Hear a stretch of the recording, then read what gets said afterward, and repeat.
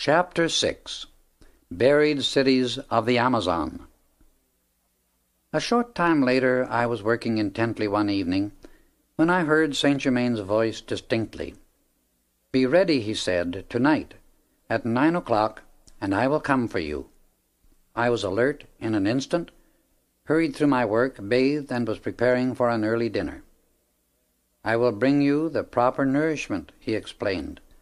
So I waited and entered into the deepest meditation of which I could be aware, recognizing only God's perfect manifestation.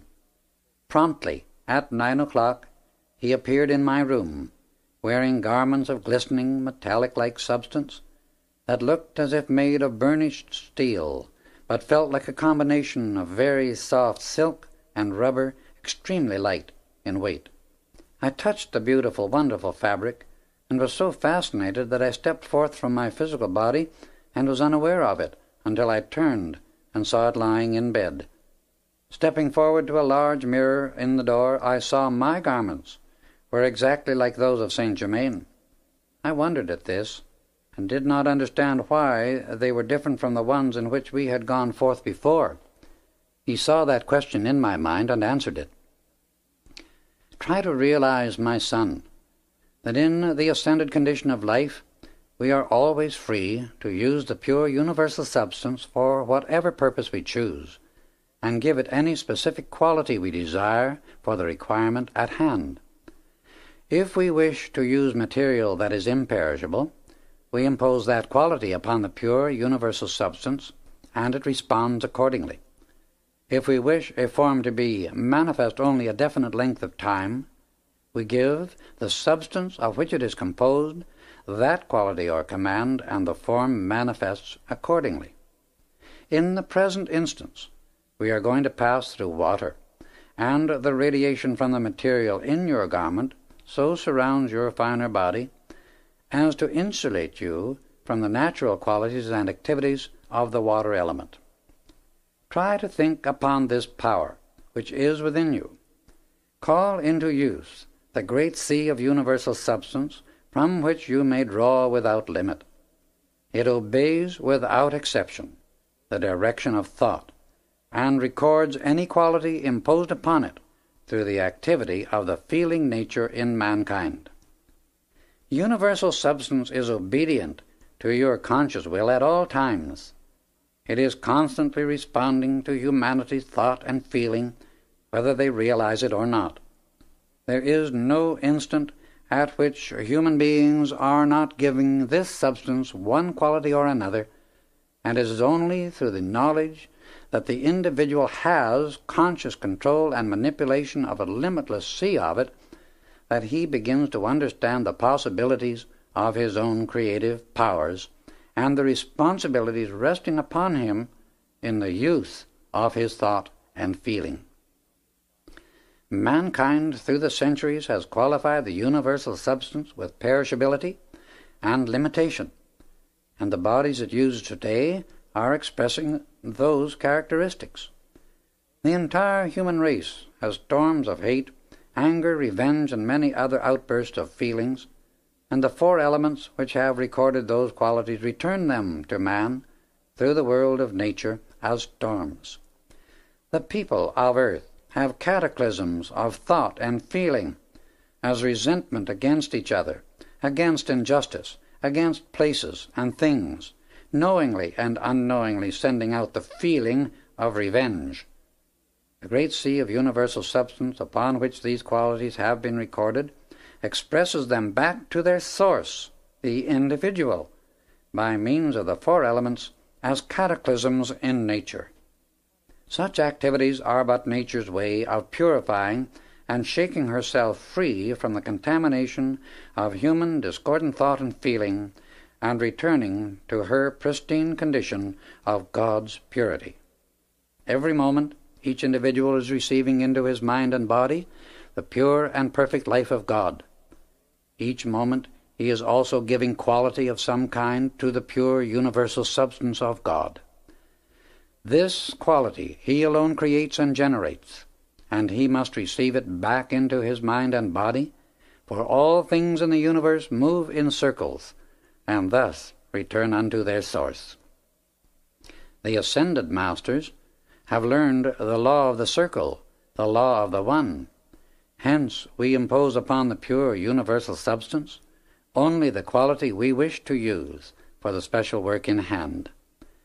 If we desire a manifestation to express a certain length of time, we set the time, give the command, and the substance of which that special manifestation is composed responds accordingly. In the case of the records at the Royal Teton and certain retreats throughout the world, it is necessary for our work that certain things be made imperishable, in order to be maintained during the centuries. We decree that quality into them, and they record exactly our decree, for nature never lies. She is a truthful recorder of the qualities playing upon her. She obeys us, and also obeys man, but there is a certain activity within her that mankind is either in ignorance of, or else stubbornly refuses to acknowledge. For this ignorance and stubbornness it pays, and pays, and pays continually, until the individual personal self learns and does acknowledge this fundamental eternal truth. It is the law of the one, the law of love, the law of harmony, the law of the circle, the law of perfection. When humanity really does learn that truth and obeys its everlasting decree, the discords of earth and the destructive activities of the four elements will cease.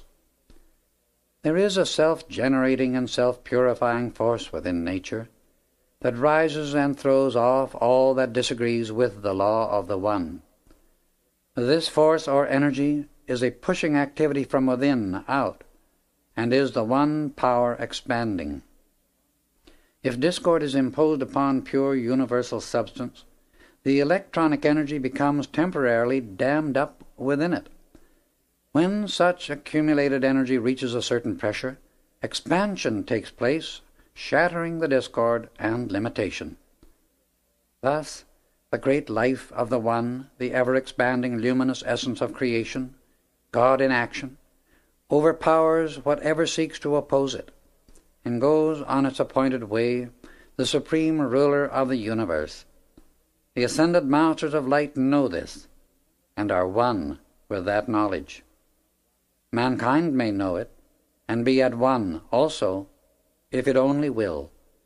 It is within the capabilities and possibilities of every individual, for it is the innate eternal principle within self-conscious life. All human beings are self-conscious life. This principle plays no favorites, and all can express its fullness. Within the life of every human being is the power by which he can express all that the ascended masters express every moment, if he but choose to do so. All life contains will, but only self-conscious life is free to determine upon its own course of expression.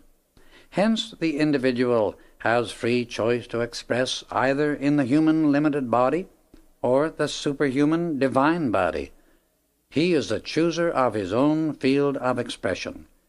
He is the self-determining creator. He has willed and chosen to live as self-conscious life. When one individualizes within the absolute all-pervading life, he chooses of his own free will to become an intensified individual focus of self-conscious intelligence. He is the conscious director of his future activities. Thus, having once made his choice, he is the only one who can fulfill that destiny, which is not inflexible circumstance, but a definitely designed plan of perfection. It is a blueprint which he elects to express in the realm of form and action. So you see, my son, a human being may at any time determine to rise out of his human qualities or limitations, and if he will give all of his life, his energy, to that determination, he will succeed. Those of us who have raised the body accomplish the ascension by giving all unto the God-self within, and hence It expresses through us its perfect qualities, the divine plan of life. Come, let us go. As we started on our journey, I was conscious of going south and east. We passed over Salt Lake City, New Orleans, the Gulf of Mexico, the Bahama Islands, and then came to a silver ribbon which I knew to be a river. This we followed to its mouth. As we proceeded, the God voice within me said, "It is the Amazon." "Now be conscious," instructed Saint Germain, "that the God in you is always directing and is master of every situation." Just at that moment we began to descend, and in an instant touched the surface of the water. It seemed as firm as solid earth under our feet, and I experienced a feeling of surprise at the contact.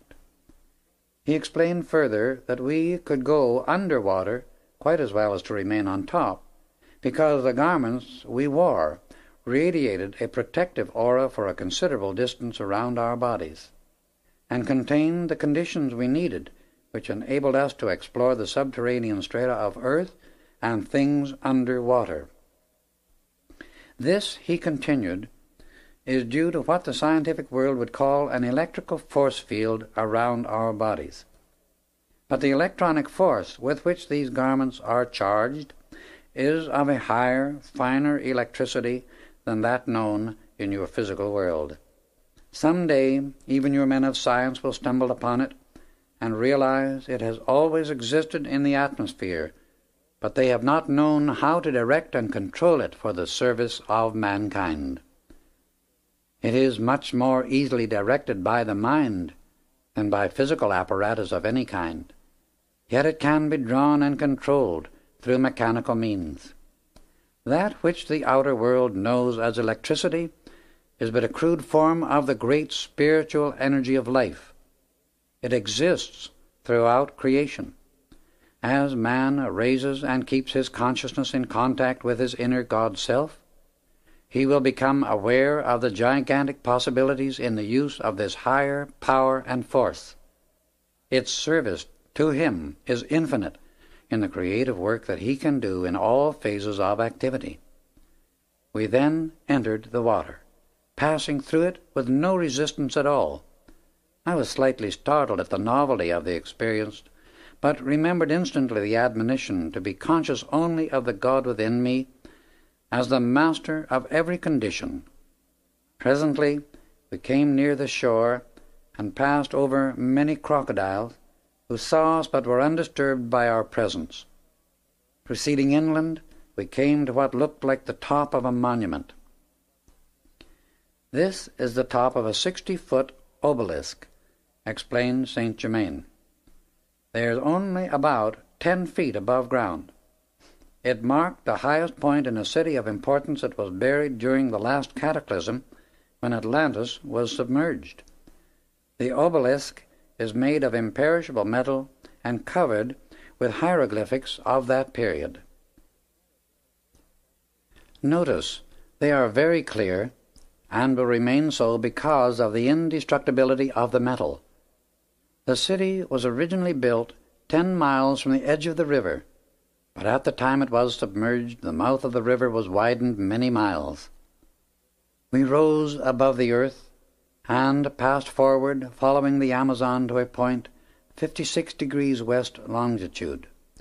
There we took observations and then proceeded to a point 70 degrees west. Saint Germain explained that this was the locality for further observation and research. The section he indicated covered the Amazon between these 2 points, and also 2 of its principal tributaries, the Jurua and the Madeira rivers. This civilization, said Saint Germain, was built during the period between 12 and 14,000 years ago. The portion of the country we are concerned with is that section reaching from where the Madeira River empties into the Amazon to a point west where the Amazon touches Colombia and Peru. 13,000 years ago, the Amazon was held within great dikes of stone. The entire country around it lay at an altitude of at least 5,000 feet, and instead of the tropical climate it has today, a semi-tropical temperature existed the year around. For a great distance in this locality, the country formed a tableland or plateau. Near the mouth of the Amazon were wide, beautiful falls. The city in which the obelisk stood was built between the falls and the sea-coast, about 10 miles south of the river. There were great reptiles and vicious animals to be found in the Orinoco River to the north. We came to a place near the Madeira River, and Saint Germain continued, "This is the site of an ancient city, the capital of the empire and most important place in the civilization of that period." Here he raised his hand, and it became as clearly visible as any physical city is today. Notice, he explained, how it was built in a series of circles, and the business streets go out from its center like the spokes from the hub of a wheel. The outer circles were pleasure drives built every 3rd mile. There were 7 of these, making the city 46 miles in diameter, including the central circle. Thus, the business activities did not interfere with the beauty and convenience of the drives. The inmost circle was 4 miles in diameter, and within it were placed the executive buildings of the whole empire. The streets were all beautifully paved and constructed 18 inches to 2 feet below the surrounding buildings and grounds. They were flooded every morning and washed thoroughly clean before the activities of the day began. Observe the unusual magnificence of the pleasure drives, and how gorgeously beautiful were the plants and flowers forming the banks on both sides. One very predominant feature of their architecture was that the top floors of almost all the buildings, especially residences, were built with adjustable domes. These could be opened or closed at will, as they were constructed in 4 sections and arranged so as to serve for either sleeping or entertaining purposes. The days were never uncomfortably warm, and at evening the wonderful cool air from the mountains came as regularly as day appeared. We entered the capital, an enormous structure of great beauty. The interior was finished in cream-colored marble, veined in green, and the floor, made of a dark moss-green stone resembling jade in its texture, had been laid so perfectly as to seem almost like one piece. There were large tables in the rotunda of the same kind of green stone as the floor, but lighter in shade. These had heavy bronze pedestals placed about 3 feet from each end.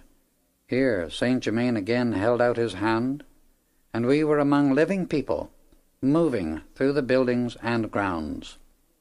I held my breath, astonished, for I saw an entire race of golden-haired people with beautiful pink and white complexions. The men stood fully 6 feet 2 to 6 feet 4 inches in height, and the women averaged about 5 feet 10. Their eyes were a most beautiful violet blue, very clear and brilliant, expressing great calm intelligence. We passed through a door at our right and entered the throne room of the emperor. It was evidently his audience day, for he was receiving foreign and local guests. "This was the emperor, Casimir Poseidon," said Saint Germain in explanation. "He was truly God incarnate. Note the kindly nobility of his face, and yet the tremendous power within him. He was and is an ascended master, blessed and greatly beloved. For many centuries in myth and fable his memory was kept alive, and the perfection of his kingdom described in epic poems. But as time passes into eternity, the memory of such great accomplishments fades and is often forgotten by succeeding generations. Casimir Poseidon was every inch a magnificent ruler. He was fully 6 feet 4 inches in height, well built and straight as an arrow. When he stood, he towered above those around him, and the very atmosphere seemed charged with mastery. His golden hair was heavy and hung full to the shoulders. The royal robe was made of a material that looked like violet silk velvet, trimmed in gold, and under it he wore a close-fitting garment of soft golden fabric. His crown was a simple band of gold with an immense diamond in the center of the forehead. These people, said Saint Germain, were in direct contact with all parts of the world through marvelous aerial navigation that had been brought forth for their use. All light, heat, and power were taken directly from the atmosphere. Atlantis, during this period, was in a wonderful state of progress because she had been governed and shown the way to perfection by various ascended masters appearing from time to time and ruling for the spiritual uplift of the people. Again and again, all the way down the ages, whenever a great civilization has arisen, it has been founded on spiritual principles in the beginning, and maintained obedience to those laws of life during the time of its ascendancy. However, the moment any government or the people themselves begin to drift into lax ways, so that injustice and the unclean use of life become habits, either of officials or the people, disintegration begins and continues until they either return to the fundamental laws of balance and purity, or are wiped out by their own discord, that the balance may be re-established and a new start given. Casimir Poseidon was a direct descendant of the mighty ascended master rulers of Atlantis. In fact, the civilization over which he ruled was a child of the Atlantean culture and attainment. His capital city was famous throughout the world for its magnificence and beauty. As the rural districts are shown, watch the method by which objects are transported, for the power these people used was generated in an instrument-like box 2 feet square and 3 feet long, attached to the mechanism of the implement in use. The water supply from the streams was placed under control and its power also utilized. There was no need for police or military organization of any kind because of the method by which the people were reminded of the law and the wonderful sustaining power that was radiated, enabling them to give obedience unto it. To the east in the park stood a magnificent building. We approached it. Over the entrance were placed the words, "God's living temple to man." We entered and found it much larger within than seemed apparent from the outside. There must have been seating capacity for at least 10,000 people. In the center of this immense temple stood a pedestal about 2 feet square and 20 feet high, made of a self-luminous milk-white substance that gave off a white light with a breath of pink in it. Upon it stood a crystal globe 2 feet in diameter, made of some kind of substance, holding a soft, self-luminous white light within. It was very soft, and yet so intensely luminous that the entire building was brilliantly lighted. That sphere, remarked Saint Germain, was made of a precipitated material enclosing an intense focus of light. It was drawn and placed in the temple at that period by one of the great ascended masters as a sustaining and life-giving activity for the people. It continually sent forth not only the light, but an energy and power which stabilized their activities and the empire. The sphere of light was focused by the great being, and the building erected around it afterward. It was really a precipitated focus and concentrated activity of the supreme God Presence. The great cosmic master who established it appeared once a month beside the light and proclaimed the law of God, the law of government, and the law of man. Thus he decreed the divine way of life and was the focus of the Christ activity for the people of that age. Here Saint Germain stretched forth his hand again, and living, talking pictures of this great being passed before us. It is absolutely impossible to describe in words the glory of that presence. I can only say he was truly the Son of God in perfect expression. In a moment, I heard the great cosmic master proclaiming the law to the people.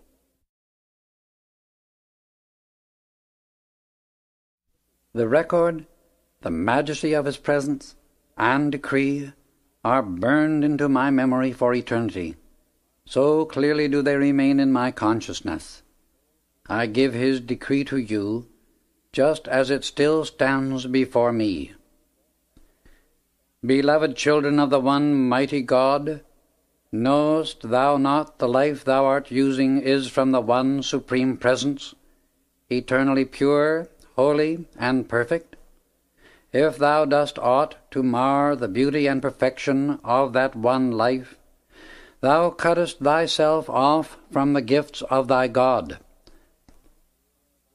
Thy life is the sacred jewel of thy God's love, the source of the secrets of the universe. Thy God doth trust thee with his own heart's light.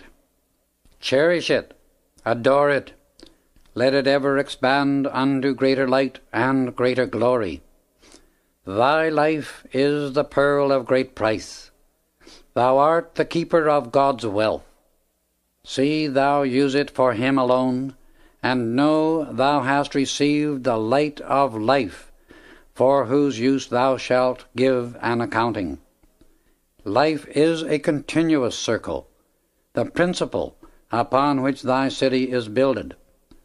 If thou dost create that which is like unto thy source, and knoweth his love and peace within thee, if thou useth thy powers of creation to bless only, then as thou dost move around thy circle of existence, thou wilt know the joy of life, and unto it shall be added greater joy.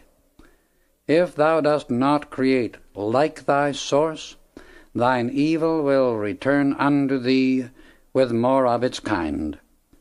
Thou alone choosest thy destiny, and thou alone answereth to thy God for thy use of life, thy being. The great law no one can escape. Long I have proclaimed this law of life, the law of thyself. Thou art unto thyself, because thou canst always come unto thy God if thou desirest the perfection of life. I come not always, as now, to hold thy straying feet upon the pathway of truth, nor to remind thee of thy eternal light set upon a mountain top for thy guidance. In a far distant day I will speak within the heart of man, and if thou lovest life, thou wilt call unto me, abiding in many cells. Let this not confound thee, my children. If thou wouldst know me, the light, thou wilt have to seek me, find me, and having found, abide within me always. In that day, the Father, Mother, Son, will be one in the heart of man. The Son is forever the door, the way unto God. In thy mind and in thy heart is my light, ever reminding thee of my presence, for in the time to come I will be present only in that light. Then will I be wisdom in thy mind, to govern the love in thy heart, that thou mayest be filled with the peace of the one life, God. Thy body is but the instrument of thy soul, and into thy soul must stream my light, or thou wilt perish. My light in thy mind is the way into the heart of all light. Only by my light in thee canst thou expand the light in every cell of thy being into greater and greater being. In thy throat is my light, which is thy power to speak my words. Through these I always illumine, protect, and perfect my children. Words that do not this threefold mission are not my words, and can only bring misery when spoken. Meditate upon my light in thy mind, in thy heart, and thou shalt see within all things, know all things, and do all things. Then that which is not of me can never confound thee. I speak these words now, for they shall be engraved upon the tablets of earth, and the memory of its children. In the far-off day of which I speak, one of God's children shall receive these my words, and shall give them forth to bless the world. In that time, when thou hast fully received my presence, and are letting it always act in thy life and thy world, thou wilt find the cells of the body thou dost then occupy becoming bright with my light, and thou wilt realize thou canst continue on into that eternal body of light, the seamless robe of Christ. Then, and then only, wilt thou be free from the wheel of rebirth.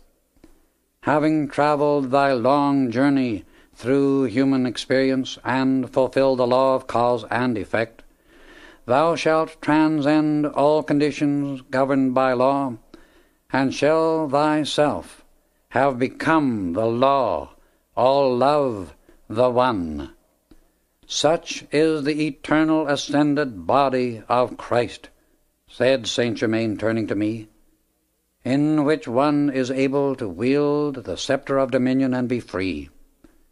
My son, even now you can ascend into the light of the One, for the light is in your mind, the light is in your heart, and if you will stand in it firmly, you can and will raise your physical body of limitation into your pure eternal body of light, forever youthful and free, transcending time, place, and space. Your glorious self stands ever waiting for you. Come into its light and receive eternal peace and rest in action. It needs no preparation. It has all power.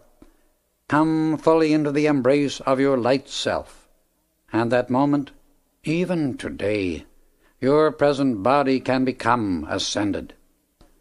As he finished speaking, the pictures ceased. We went a short distance farther on and stopped at a place where a large flat stone lay on the ground. As Saint Germain focused his power upon it, the stone raised from the earth and moved aside, disclosing an opening with steps leading downward. We descended about 40 feet and came to a sealed door. He passed his hand quickly over the door, unsealing it and revealing certain hieroglyphics. "Center your attention on this writing," he instructed. I did so, and saw the words, "God's living temple to man," stand out clearly on the door before me. There in front of me stood the physical door we had just seen a short while previously in the living pictures. The door opened, and we entered a room under one of the small domes built at each corner. In this were a great number of metal boxes about 2 feet long, 14 inches wide and 6 inches deep. Saint Germain opened one, and I saw they contained sheets of gold on which the records of that civilization had been written with a stylus. I realized there must be rooms which had been sealed and preserved under each of the 4 small domes, and that the large central dome had been built over the sphere of light. We found a secret passage connecting the 4 small rooms, passed on to the second of these, and saw the containers filled with jewels belonging to the temple. The third room contained golden and jeweled ornaments, the throne chair, and other chairs of gold. The throne chair was a striking example of the goldsmith's magnificent workmanship.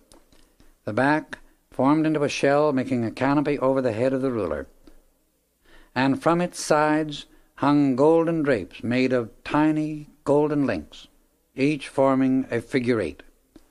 These were looped back against the chair making a delicate and extremely graceful effect. In the center of the room was a table about 14 feet long and 4 feet wide, made of real jade, resting upon a golden bronze pedestal. Near it stood 14 jade chairs, whose feet were tipped with gold. The seats curved, and the backs beautifully carved. On top of the back of each chair, as though standing guard, rested a beautiful phoenix, made of gold, the eyes set with yellow diamonds. This design symbolized the immortality of the soul and the perfected divine being each individual becomes as he rises through the fire of suffering from the ashes of his human creation. The fourth room contained 7 different types of power boxes, as I called them, that received and transmitted the force drawn from the universal for lighting, heating, and propelling power. The records showed these people were in contact with all parts of the world through wonderful airships. Following this civilization came one known as the Perua, and after that the Inca, both stretching over a period of thousands of years. Shortly before the city just described was buried, it reached the height of its glory, and the great cosmic master who had drawn the light by which it was developed and sustained appeared for the last time to the empire. He came to warn of impending disaster, and would have saved its inhabitants had they heeded him. He foretold the cataclysm that swept the empire into oblivion before 5 years had passed, and announced it was his last appearance among them. Those who wished to save themselves were instructed to leave that part of the country, and were directed where to go, with a warning that the final activity would be sudden and complete. As he finished the prophecy, his body faded rapidly from sight, and to the consternation of the people, the pedestal and the crystal globe holding the eternal light disappeared with him. For a time, the populace was disturbed by the forecast of events affecting their empire. But after a year passed and nothing occurred, the memory of his presence became dulled, and doubt began to creep in as to the fulfillment of his decree. The emperor and those more advanced in spiritual growth left the kingdom and came to a certain place in the western part of the United States, where they remained in safety until the change had taken place. The great mass of the people who remained became more and more skeptical, and after 2 years, one among them more aggressive than the rest attempted to set himself up as emperor. When the real emperor had left the kingdom, he sealed both the palace and the temple in which the light had been maintained. The would-be emperor attempted to force an entrance to the sealed temple, and fell lifeless at its door. Near the end of the 5th year, at noon on the fateful day, the sun was darkened, and an awful terror filled the very atmosphere. At sundown, terrible quakes shook the earth and demolished the buildings into unbelievable chaos. The land, which is now South America, lost its equilibrium and rolled to the east, submerging the entire eastern coast 160 feet. It remained so for several years, and then gradually righted itself to within 60 feet of the original position where it remains today. That activity caused the widening of the Amazon. Previously, the river was 18 miles wide, deeper than it is today, and navigable from end to end. It flowed from what is now Lake Titicaca in Peru to the Atlantic Ocean. In a former time there had been a canal built from the Pacific to Lake Titicaca, and this, connecting with the Amazon, formed an entire waterway between the 2 oceans. The name of the continent at that time was Meru, it having been given the name of a great cosmic master, whose principal focus of activity was and is at Lake Titicaca. The meaning of the name Amazon is boat destroyer, which has come down the centuries from the cataclysmic period referred to above. The rolling of the entire continent of South America explains many conditions on its western coast that geologists and men of science have been unable to explain from the scientific data they have discovered up to the present time.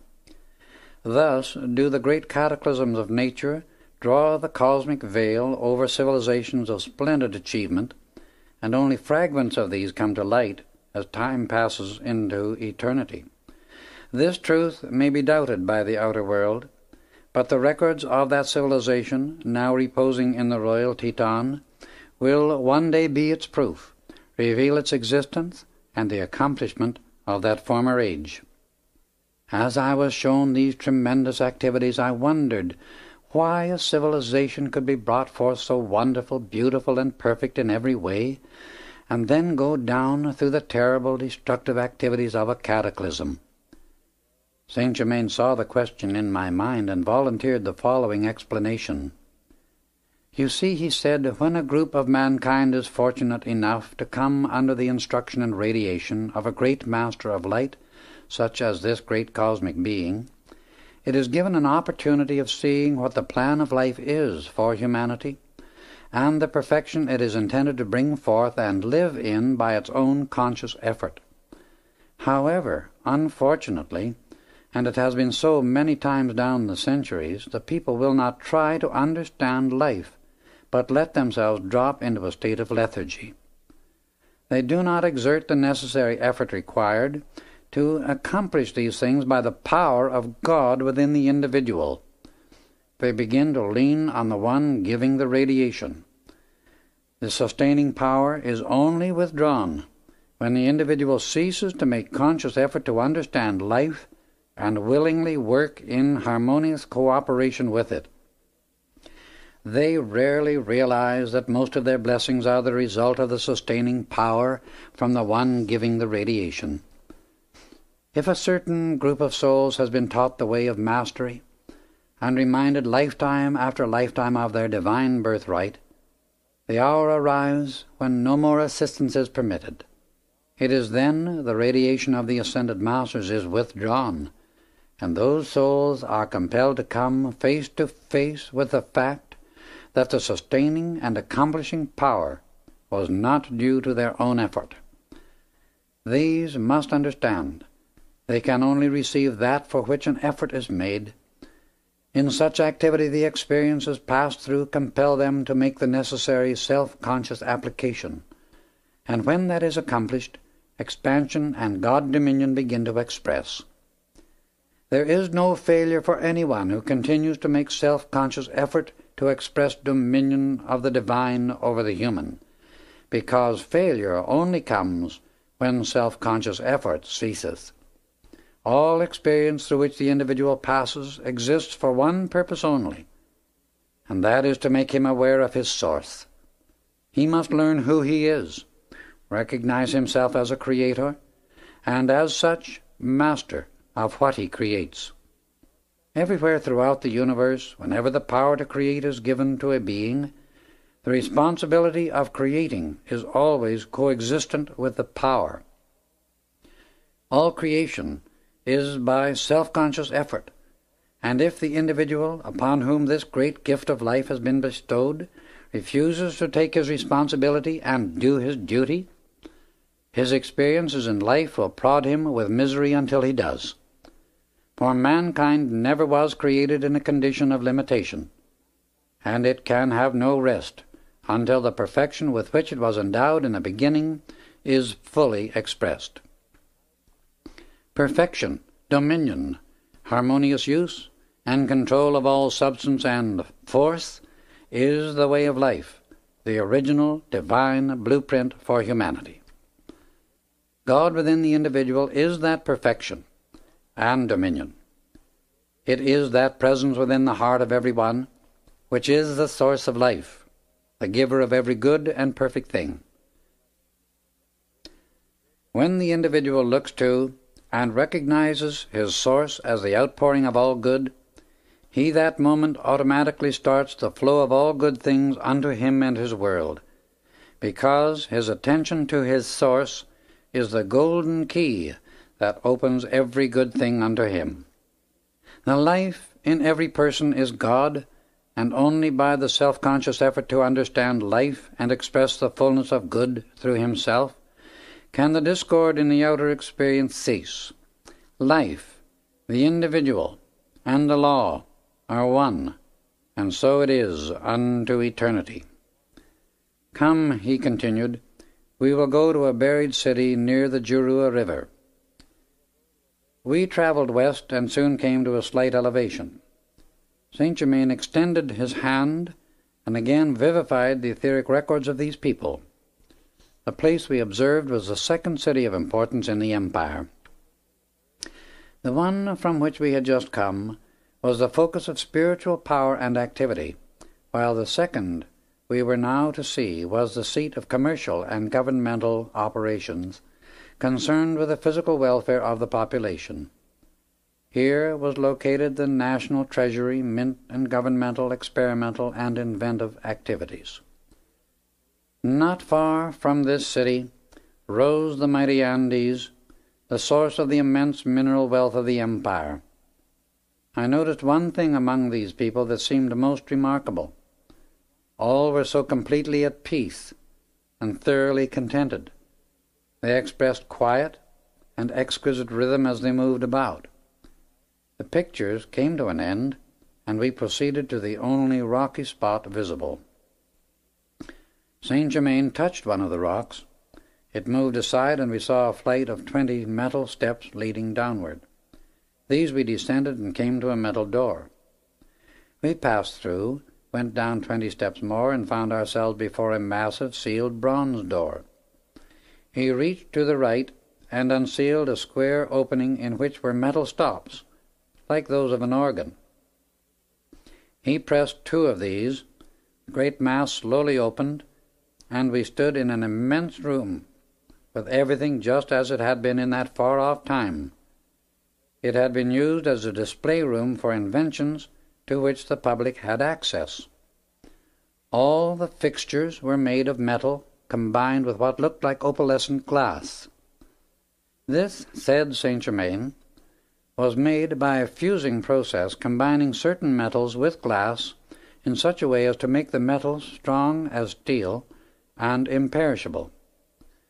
One man in the present age came very near the discovery of the same process, for he had all but one element, and that would have made it imperishable. The entire room was lined with the same peculiar metal, and 3 massive doors led from it.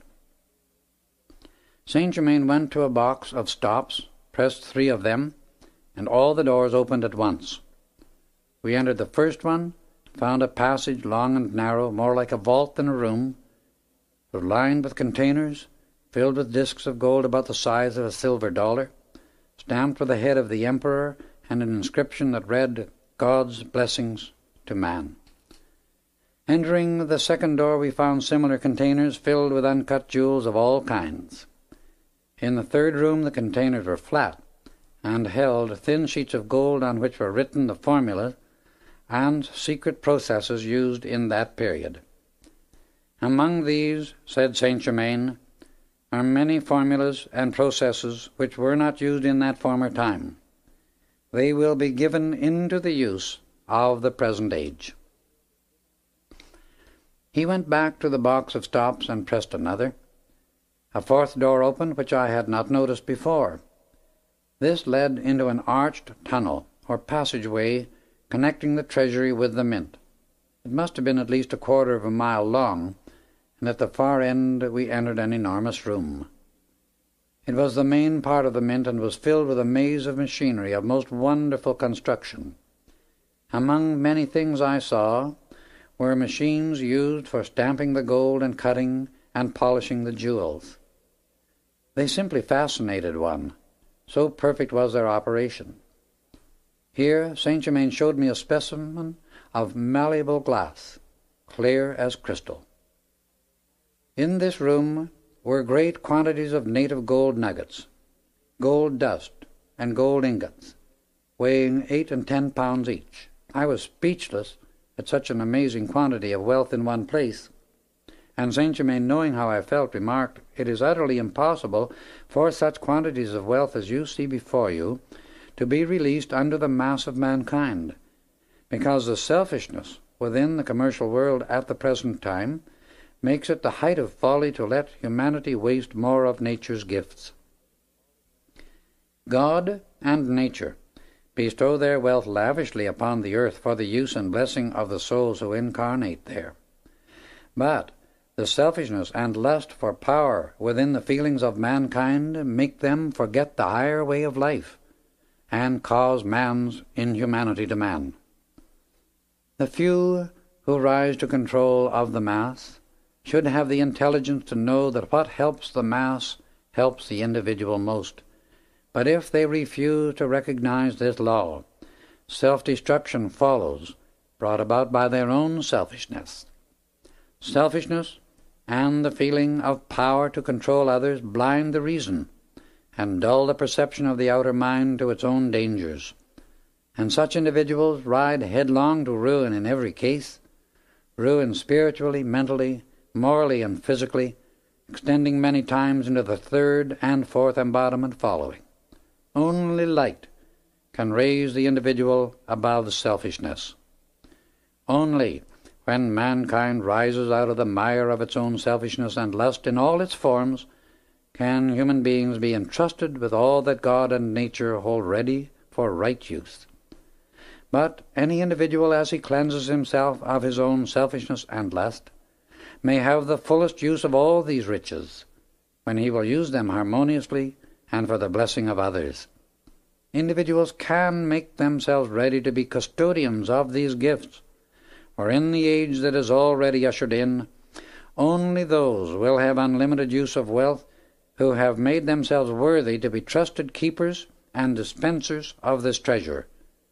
God and nature provide these gifts for man to use rightly, and right use alone is the condition on which they may be received. Saint Germain crossed his hands upon his chest and continued, Mighty God, enter so firmly into the hearts of thy children that they want only thee. Then none shall want for any of thy great gifts. He sealed everything as we had found it, and we returned to my body, which I re-entered quickly. He again gave me the crystal cup filled with living substance and said, My beloved son, you will be a very valuable helper, and may God always bless you. With that blessing, he bowed and was gone. Chapter 7. The Secret Valley. One morning, some time later, I received a strange letter by post asking me to come to a certain address in Tucson, Arizona. It conveyed the idea that the information to be given was of such a nature as could only be explained in person. I considered the extraordinary way in which the request had reached me, and yet felt an inner desire to respond to the call. In a few days I went to the address given, rang the bell, and in a moment the door was opened by a tall, slender gentleman, about 40 years of age, with iron-gray hair and gray eyes, who stood perhaps 6 feet 1 inch in height. I introduced myself, and he greeted me with a cordial, sincere handshake, which revealed unmistakably that his was an absolutely true and dependable nature.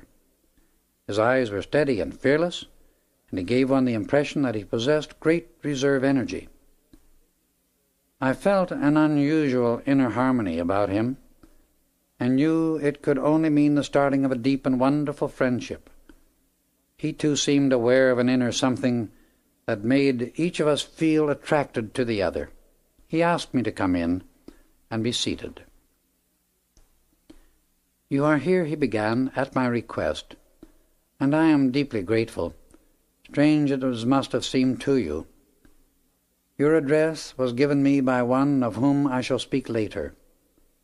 In explanation, I have this to say, that I have made some very remarkable discoveries which I must ask you to accept on faith until I can take you with me and prove their truth and reality to you. I was advised to get directly in touch with you personally, as the only one to whom this should be revealed, and with which I am concerned. For a starting point, I shall have to begin with things that occurred 20 years ago. At that time, I had a beautiful wife. Now I know she had great inner growth, of which, however, I was not aware. A son was born, whom we both idolized. For 5 years our happiness was complete. Suddenly, without any warning or apparent reason, the child disappeared.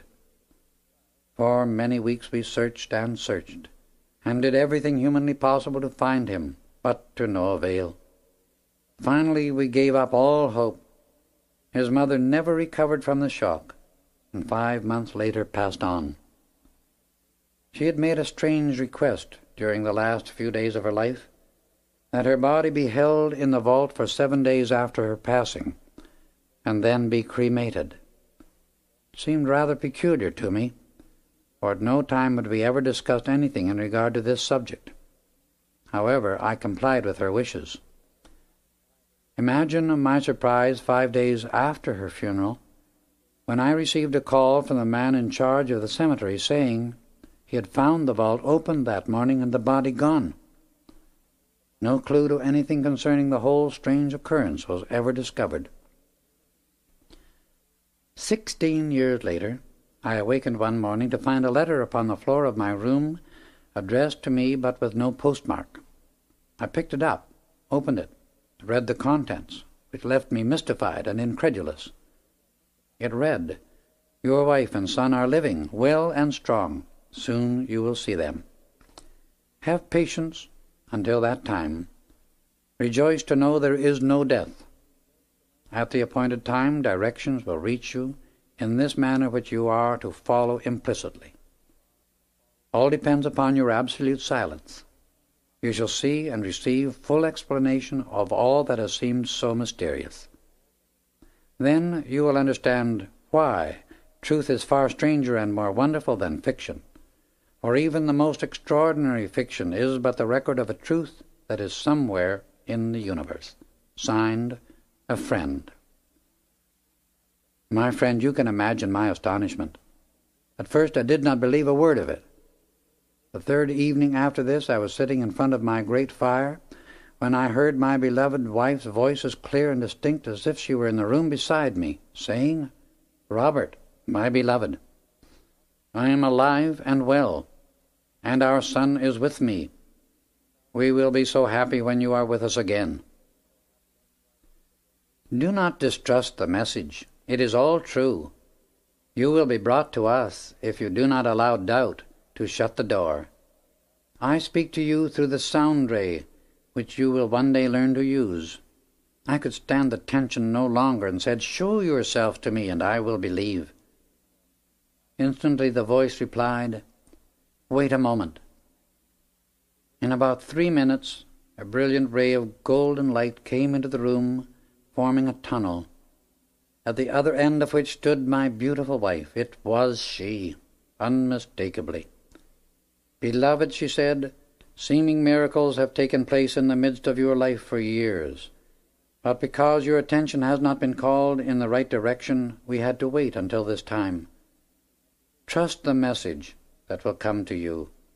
Then you will come to us, and I assure you, a new world will open. To our great love there is no barrier." Instantly the light ray vanished, and with it the voice. My joy knew no bounds. I could no longer doubt. I felt a relaxation, peace, and rest I had not known for years. Then came weeks of waiting, which I now know was a preparation going on within me. At last, the message I longed for so much came, and with it a diagram and directions to be followed. I saw this would lead me into the high mountains southeast of Tucson, Arizona. I made preparation to go at once, saying to my friends I was going to do a little prospecting. I took a horse and pack animal, finding very little discomfort and no difficulty in following the directions given. If I could have gone as the crow flies, I would easily have covered the distance in 2 days. Just before sundown of the 3rd day, I came to a blind canyon, and would have passed it unnoticed if it had not been for the diagram. I had just made camp when it became dark. I rolled up in my blankets and soon dropped off to sleep, dreaming most vividly of waking in the morning and seeing a young man standing nearby looking at me. When I did awaken, to my astonishment, there stood the young man in real life, looking at me intently. He greeted me with a beautiful smile, saying, "My friend, you are expected to follow me." I noticed he had my things in readiness, and turning without further discussion, led the way toward the head of the canyon. After about an hour, we came to a stop because of a cliff that seemed to close the way before us. He turned, placed his hands upon the rock, and pressed against it. A section of the wall, perhaps 10 by 12 feet, moved into a depth of about 1 foot and then slid to one side. We entered a tunnel that centuries ago must have been the bed of an underground watercourse. My companion closed the entrance behind us, and as we turned to go forward, a soft radiance spread everywhere, so we could see quite clearly. I was astonished at all I saw, but I remembered the admonition I had received in my instruction to be silent. We continued in the tunnel for more than an hour, and finally came to a massive metal door. This opened slowly at my companion's touch. He stood aside and waited for me to pass through. I stepped out into the bright sunlight, almost breathless with delight at the beauty of the scene before me. Ahead of us lay a valley of surpassing loveliness, about 100 acres in extent. "My friend," said the young man, "you have returned home after a long absence, all of which you will soon understand." He then led the way to a beautiful building near the foot of a sheer cliff at the upper end of the valley. As we came nearer, I could see many kinds of fruit and vegetables growing in abundance, among them oranges, dates, English walnuts, and pecans. A beautiful waterfall poured over the cliff, making a limpid pool at its base. The building was a massive one, and looked as though it had stood there for centuries. We had almost reached it when a beautiful woman in white appeared at the entrance. We came nearer, and my beloved wife stood before us more beautiful than ever. In another instant I held her in my arms, and after all the agony I had been through in those years, it was almost more than I could stand. She turned, putting her arm around the young man who had brought me, and said, "Robert, this is our son." "Son," was all I could say. So nearly was I overcome by my emotions. He stepped forward, put his arms around both of us, and we three stood there for a moment in deepest love and gratitude, happy once more. I suddenly realized it was 16 years since he had disappeared, and by now he must be 21. He answered my thought by saying, "Yes, Father, I am 21. Tomorrow is my birthday." "How can you read my thoughts so readily?" I asked. "Oh, that is a very ordinary and easy thing for us. It is all quite natural when you understand how to do it, and really quite simple," he replied. "Come," he continued, "you must be hungry. Let us have something to eat." With their arms around me, we entered the ancient building. The interior was finished in pink marble and white onyx. I was shown to a beautiful room, where the morning sun flooded everything with its glorious radiance. I refreshed myself, and found a suit of white flannel had been provided for me. I tried it on, and it fitted perfectly. This surprised me, but again I remembered the admonition to be silent. I went downstairs and was presented to a striking-looking gentleman about my own height, with large, dark, piercing eyes. "Father," said my son, "this is our beloved master, Ariel. He is the one who saved the lives of both Mother and me, and has trained us all these years until you could be prepared to join us here. It was he who sent you the message and directions to come, because the time had arrived for your definite training to begin. We entered the dining room, which was magnificent, and I could not refrain from expressing my admiration. It had been placed at the southeast corner of the building on the main floor and was flooded with sunshine morning and afternoon. The walls were made of heavily carved walnut, and the beamed ceiling inlaid between the beams with motifs in hexagonal design.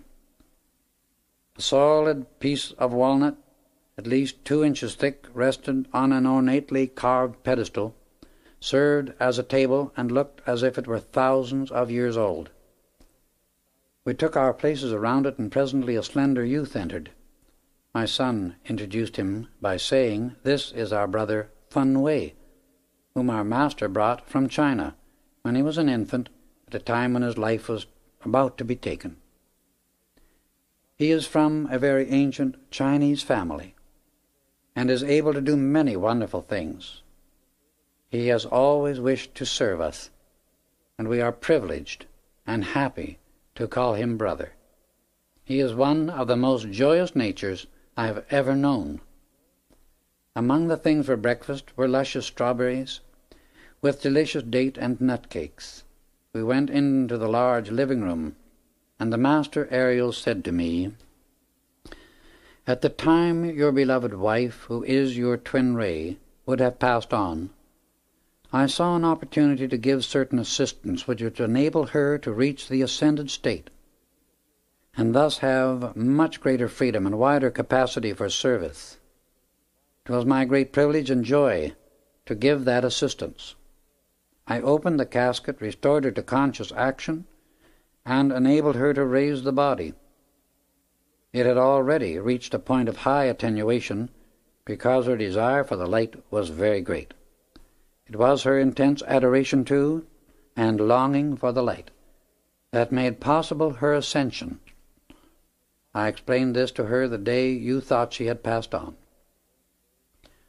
All 3 of you were children of mine in an embodiment of long ago. A great love was generated then which has lasted through the centuries. Her deep love made possible the assistance and raising that has been accomplished at this time. Your son, who was stolen with the intention of being held for ransom, was brought to this canyon. The 2 concerned with his kidnapping began to quarrel, and one planned to take the child's life. I appeared before them and took him. They were paralyzed by their own fear, and neither ever recovered. Both passed on a few weeks later. If one deliberately takes the life of another human being, or determines mentally to take it, he has set a cause into motion that will surely take his own.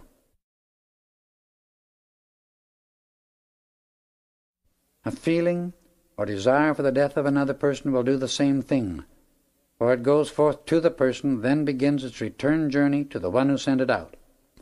Many times individuals allow resentment against injustice to flash forth with an intense feeling to rid the world of a certain individual. This is a subtle form of the thought of death, and to the one who sends it out, it must return. Many, many people bring about their own dissolution by this very subtle activity of the human self, for no one ever escapes this immutable law. There are many phases of its reaction, and it is because humanity indulges in such thoughts and feelings that the race as a whole has been experiencing the dissolution of body after body.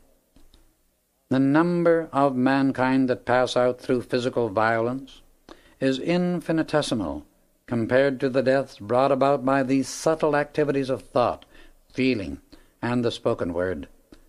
The human race has been killing itself off for thousands of years in this subtle way, because it will not learn the law of life and obey it. There is only one law of life, and that is love. The self-conscious thinking individual who will not or does not obey that eternal, beneficent decree cannot and will not retain the physical body, because all that is not love dissolves form and it matters not whether it be thought, word, feeling, or deed, intentional or unintentional. The law acts regardless. Thoughts, feelings, words, and deeds are each but so much force acting, and eternally move in an orbit of their own. If man knew that he never ceases creating, even for an instant, he would realize through the presence of God within himself he could purify his miscreations and thus be free from his own limitations. He spins a cocoon of human discord around himself and goes to sleep within it, forgetting, at least for a time, that if he can build it, he can also break through. By using the wings of his soul, adoration and determination, he can break through his self-created darkness. Then he lives once more at the center of his being, in the light and freedom of his God-self. However, in the activity of you and your beloved family, or shall I say my beloved family, the cloud that has seemed to hold so much of sorrow is now turned inside out and reveals its glorious golden lining. You have now come within the radiant splendor of the light from which you will never again recede. In most cases, if human beings knew the wonderful things that are sometimes planned for them, they would unknowingly prevent the approach of this greater good. You have been invited here not only to join your loved ones, but to receive definite instruction concerning the existence, youth, and direction of the mighty God power latent within you.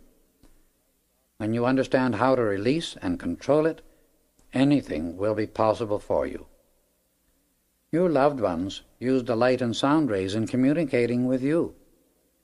This knowledge, with its power, will be explained, and you too shall be enabled to operate them consciously and at will.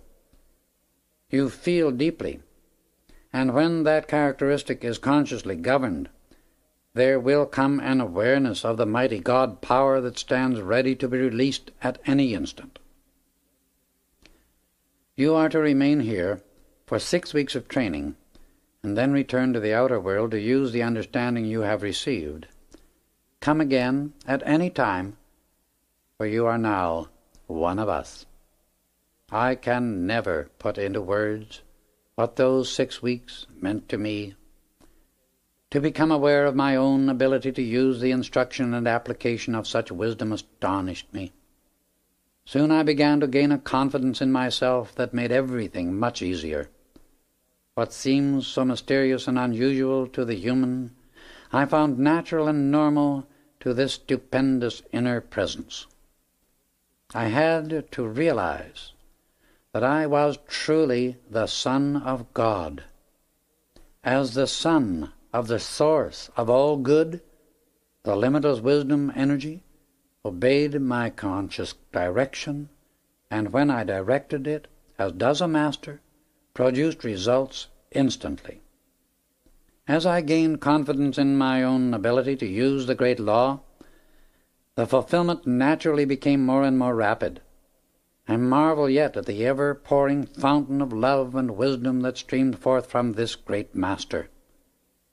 We love him with a deep devotion, greater than any love that could ever exist between parent and child, for the love tie formed by the giving of spiritual understanding is eternal and far deeper than any love generated through human experience, no matter how beautiful and strong it may be. He often said to us, "If you will make yourselves an eternal fountain of divine love, pouring it forth into every place your thought goes, you will become such a magnet for all good that you will have to call for help to dispense it. Peace and calmness of soul release a power which compels obedience of the outer mind. This must be claimed with authority. Our home here in this secret valley has been used for over 4,000 years. One day, after giving a remarkable discourse on God's ownership, he looked at me very intently and suggested we take a walk. He led the way to the opposite side of the valley from which we had entered. Near the south wall, and running parallel with it from east to west, was a ridge, beginning at the ground, rising to about 7 feet in height, extending about 2,000 feet in length, and then descending to the ground again. As we came closer, I saw it was a vein of white quartz. The Master Ariel stepped to where the vein came to the ground and kicked a piece loose with his foot. I saw it was immensely rich in gold. My human love for gold attempted to surge forth, but the inner presence instantly checked it. And with a smile, the Master remarked, "That is well done. Now I have work to do in Europe, and must leave you for the present." He smiled, and was gone instantly. It was the first time he had shown the full dominion he possessed, and the things he was able to do in this manner. Immediately my son became visible in exactly the same spot where Ariel had been standing the instant before, and laughed heartily at my surprise. "Mother and I," he said, "can take our bodies with us wherever we choose in the same way. Do not be surprised. It is a natural law, and only seems strange and unusual because you are not using it as yet. It really is no more extraordinary than the telephone would have been to the people of the Middle Ages. If they had known the law of its construction, they could have used it then, just as well as we of this century. Since that visit to my family in the secret valley, I have been there 7 times. The last time I returned to the outer world, the Master gave me your address, which accounts for my asking you to come here. He extends the invitation for you to return with me." My host suddenly realized he had been talking several hours, and begged indulgence for taxing my patience. I told him the experiences were so fascinating, and I had been so intensely interested that time was non-existent so far as I was concerned. I accepted, and was deeply grateful for the Master Ariel's invitation to visit them, and said so frankly. A moment later a tall young man came into the room. "Let me present our brother, Unveiled," said my host, introducing him, and in the most perfect English he replied, "My brother, with the heart of light, has journeyed far. My heart leaps in ecstasy and joy. My soul feels your serenity and radiance." Addressing my host directly, he continued, "Knowing you are busy, I am here to serve you." "It will give us great pleasure to have you break bread with us," said my friend, turning to me, and together we passed into the dining room. Our dinner was delicious, and when finished my host again resumed his conversation, relating many of his personal experiences with Ariel. They were remarkable indeed. That is, speaking from the human side of our consciousness only, but from the standpoint of our divinity, all was and is supremely natural. Suddenly, a ray of light, or rather a tube of light, came into the room, and from the conversation I knew it was my host's twin ray speaking.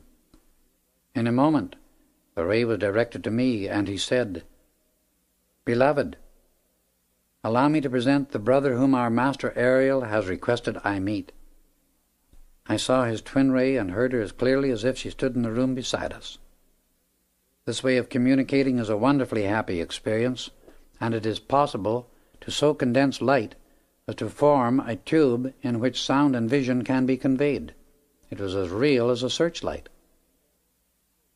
My host insisted that I make his home mine until the day of our departure into the mountains. We started before daylight the 7th day after our meeting, and it was one of the most memorable experiences of my life up to that time. All he had told me proved to be true in the minutest detail. Our arrival at the secret valley was a most joyous event, and our happiness was very great. I met my host, Twin Ray, and their son, and then was shown over the ancient building where so many students had received a true understanding of the laws of being and attained their eternal freedom. It was a marvelous sensation to stand where the great God power had been focused for so many centuries, and the ascended masters had made a retreat for some of their work. I sat contemplating the blessings the students had received who were privileged to come there, when the master Ariel addressed me.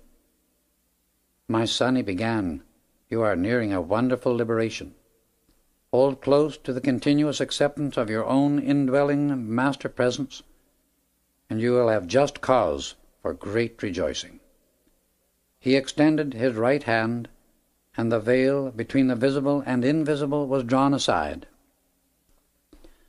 "I want you to see," he continued, "as we who are ascended, the sublime and majestic activity of our world. Here we continually bear witness as sons of God, because there is no longer doubt, fear, or imperfection within us. I shall always remember the joy and privilege that was mine during the days I spent with those wonderful people." "Every day," said Ariel, "you shall witness the use of the light and sound rays that annihilate time and space, and which mankind is destined to use in the near future, as naturally as it now uses the telephone. This is one of the most stupendous activities the individual may learn how to direct.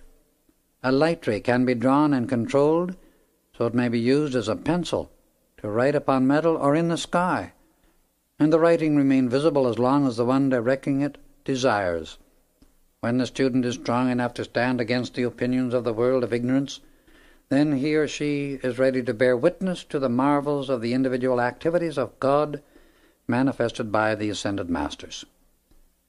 Until he can do this, the power in suggestion and the radiation of doubt from others will disturb him intermittently to such an extent that he many times gives up the quest for truth. Interruption to the steady flow of instruction is discord. Discord is the wedge and subtle way by which the sinister force on the earth enters the outer activity of a student who has determined to face the light.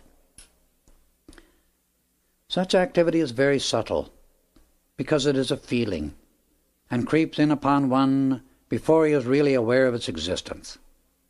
It is persistent beyond belief, and the growth is so insidious that one does not realize what has been done until the momentum is already underway. This feeling begins as a slight doubt. A doubt need only be felt 2 or 3 times until it becomes distrust. Distrust whirls a time or two in the emotional body and becomes suspicion, and suspicion is self-destruction. Remember this, my son, as you return again to the outer world, and you will find it a safeguard that will carry you through every experience in life, keeping you untouched by discord. If one sends out suspicion, he will be suspected, for everyone has in his world just exactly that which he puts into it, and this eternal, irrevocable decree exists throughout the universe. All impulses of consciousness travel back to the central point that sent them out. Not even an atom escapes. The real student of light faces the light, sends it before him, sees its enfolding radiance everywhere he moves, and adores it constantly. From the doubt, fear, suspicion, and ignorance of the human mind, he turns away and knows only the light. This is his source, his true self. With these parting words, Ariel bade me farewell, and I returned to the daily routine of my outer life. Chapter 8. God's Omnipresent Power. The following day I received a communication through which I became engaged in a business activity that required all my time and attention. The mere anticipation of it gave me great joy, and I entered in with much enthusiasm. There came a refreshing, quickening sense, a thing I had never before known in my business experience. In the course of its progress, I came into close personal contact with a man of very dominating character. His entire attitude in business was to gain his desire by force if intrigue failed or he was opposed in any way. He believed only in the power of his own intellect and human will, and had neither knowledge of nor faith in anything else. At no time did he hesitate to crush or ruin persons or things that stood in the way of his success, and used all means to gain his own selfish ends. I had met him some 3 years before the following experience took place, and at that time had felt almost helpless in his presence, so overpowering was the feeling of domination he continually sent out. Yet I knew, in spite of my own reaction to him, that his control over others was only force, focused into the outer activity. I was somewhat disturbed, as I realized I would have to associate with him. Immediately, I sought a way to deal with him by application of the God law, when the inner voice said to me clearly, "Why not let the mighty God within take full charge and handle this condition? That inner power knows no domination and is always invincible." I was immensely grateful and completely released everything into its management. I met this man with 2 others and agreed to go with them to inspect a mining property in a distant state. I felt it to be a very valuable one. The owner was an elderly lady whose good husband had passed on by an accident in the mine some months before. He had left things in a precarious condition, and our dominating friend had determined to buy the mine at his own price, not an honest one. After a long trip by auto, we reached our destination about 2 o'clock the second day. We met the owner, whom I realized was a blessed soul, true and honorable. Then and there I took the determined stand that she should have a square deal and receive full value for the property. She invited us to a lovely luncheon, and we proceeded to examine the mine. We went through the workings, tunnels, drifts, shafts, and stopings. The more I watched, the more certain I became that something was wrong. The very atmosphere seemed to breathe it to me. I was certain a rich strike had been made which had not been reported to the owner. I somehow knew the buyer had secretly placed one of the workmen on duty to watch for such an activity, and that during the weeks of watching he had gained the confidence of the superintendent. I realized at heart the superintendent was a good man, but not awakened, spiritually speaking. As we stood talking to him, my God-self disclosed fully what had occurred. A short time previously, as these 2 were on their inspection of the work, they had come to a spot where the shots had broken into the face of a tunnel, leading directly into the heart of the mountain. The blast had broken into a very rich vein of gold-bearing quartz. The superintendent was about to rush out and report it to the owner when the spying workman remarked, "Wait, I know the man who is going to buy this mine. If you want to continue in your present position, don't mention that strike. I'll see to it you not only stay here as superintendent, but there'll be 5,000 in it for you. The old lady'll get enough to keep her anyway." The superintendent, fearing the loss of his position, had agreed. In our examination of the mine, we came to the end of the main tunnel, and I felt strongly this was the place the rich strike had been made. It had been cleverly covered up and disguised as a loose formation where it was dangerous to work.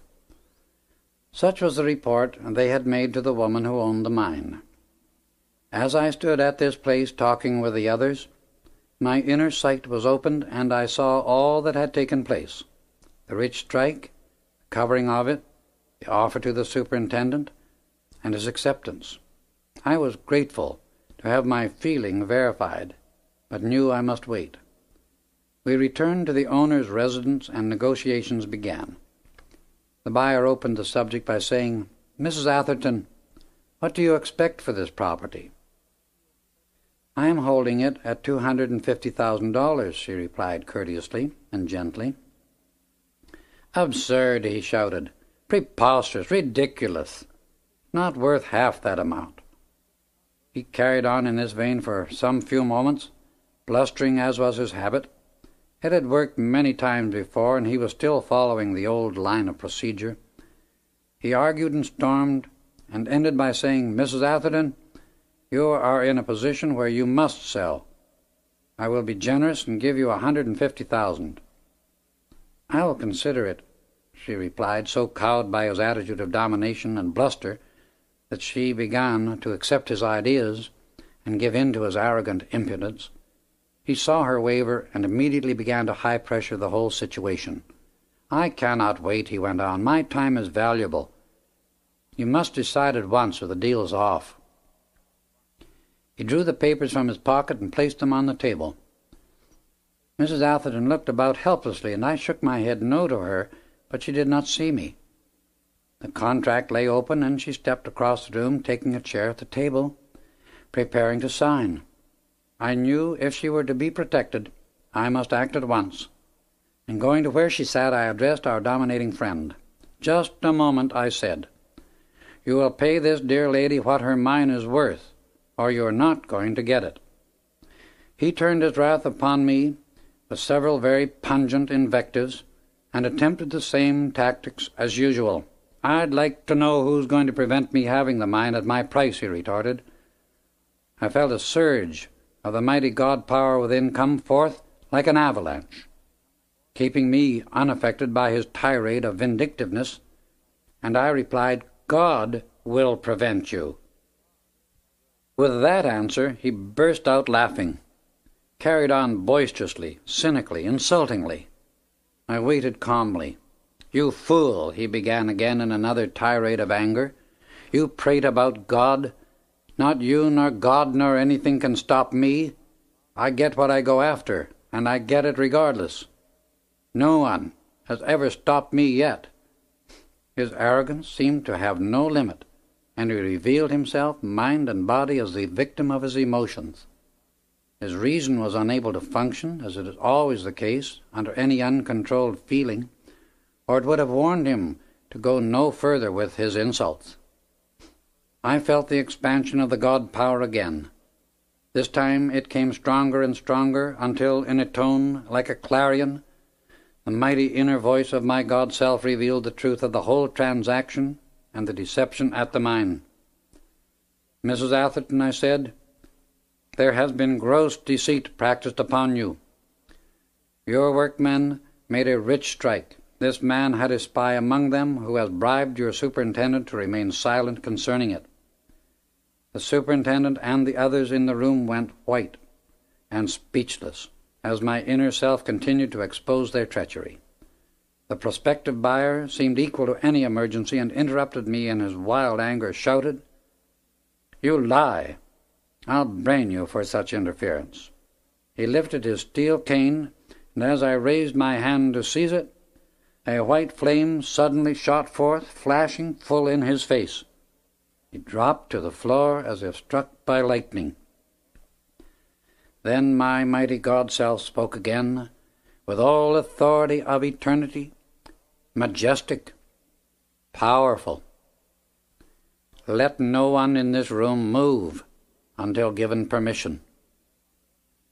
My outer self, no longer me, but God in action, stepped to where the man lay and went on.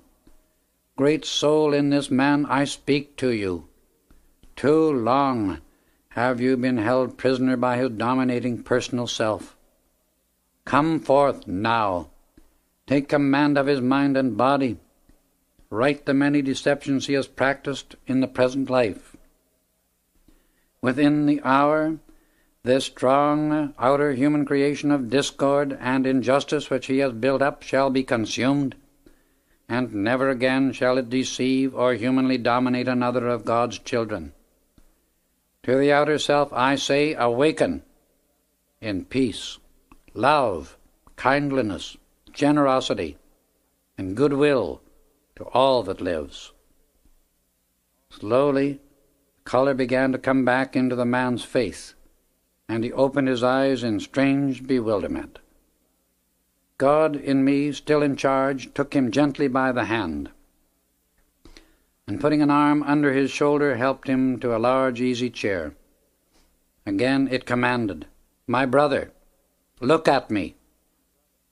As he raised his eyes to mine, a tremor passed over his body, and in a voice scarcely audible, said, "Yes, I have seen. I understand how wrong I have been. God forgive me." He dropped his head in his hands and hid his face, silent and ashamed. Tears began to drop through his fingers, and he wept like a child. "You will pay this dear lady $1,000,000, my God self continued, and give her a 10% interest in the mine also, for in the strike recently made is at least 10 million in gold ore."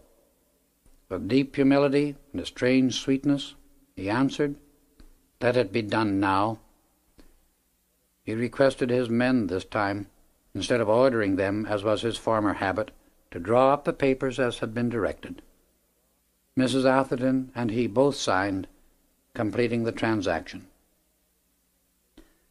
I turned to the others in the room and realized from the expression on their faces, all of them had been so lifted in consciousness they had seen beyond the human veil, each of them saying, "Never, so help me God, will I ever attempt to deceive or do wrong to my fellow man again." They had been raised to fully recognize and accept the God self within every one. It was late afternoon when this occurrence took place. Mrs. Atherton extended a cordial invitation to remain as her guests overnight and accompany her to Phoenix in the morning for the recording of the papers for the sale. After dinner that night, we gathered in the big living room before a large open fireplace. Everyone sincerely sought more understanding of the great cosmic laws of life. They asked how it happened I had come into this kind of knowledge, and I told them of the Master, Saint Germain, and the way I had met him. I related some of my experiences on Mount Shasta, and how in the course of our conversation in regard to the great cosmic law he had said, "My son, the great cosmic law does not discriminate any more than does the multiplication table, if one makes a mistake in its application, or electricity, when one who is ignorant of the law governing its use tries to direct its force without knowledge of the way to control it. The great immutable decrees which forever keep order in the infinite realm of manifested life are all based upon the one great principle of creation, love. That is the heart, the source of all, and the very hub upon which existence in form takes place. Love is harmony, and without it, in the beginning of a form, that form could not come into existence at all. Love is the cohesive power of the universe, and without it, a universe could not be. In your scientific world, love expresses itself as the attractive force between the electrons. It is the directive intelligence which wills them into form, the power which keeps them whirling around a central core, and the breath within the core that draws them to it. The same thing is true of each vortex of force everywhere in creation. A central core, and the electrons whirling around it form an atom. This core of love is to the atom what the magnetic pole is to the earth, and what the spine is to the human body. Without a central core, or heart center, there is only the unformed, universal light, the electrons filling infinity and whirling around the great central sun. The electron is pure spirit, or light of God. It remains forever uncontaminated and perfect. It is eternally self-sustained, indestructible, self-luminous, and intelligent. If it were not, it could not and would not obey the law, the directing activity of love. It is immortal, ever pure, intelligent, light energy, and the only real, true substance out of which everything in the universe is made, the eternally perfect life essence of God. Interstellar space is filled with this pure light essence. It is not dark and in chaos, as has been the ignorant, limited concept of puny human intellects?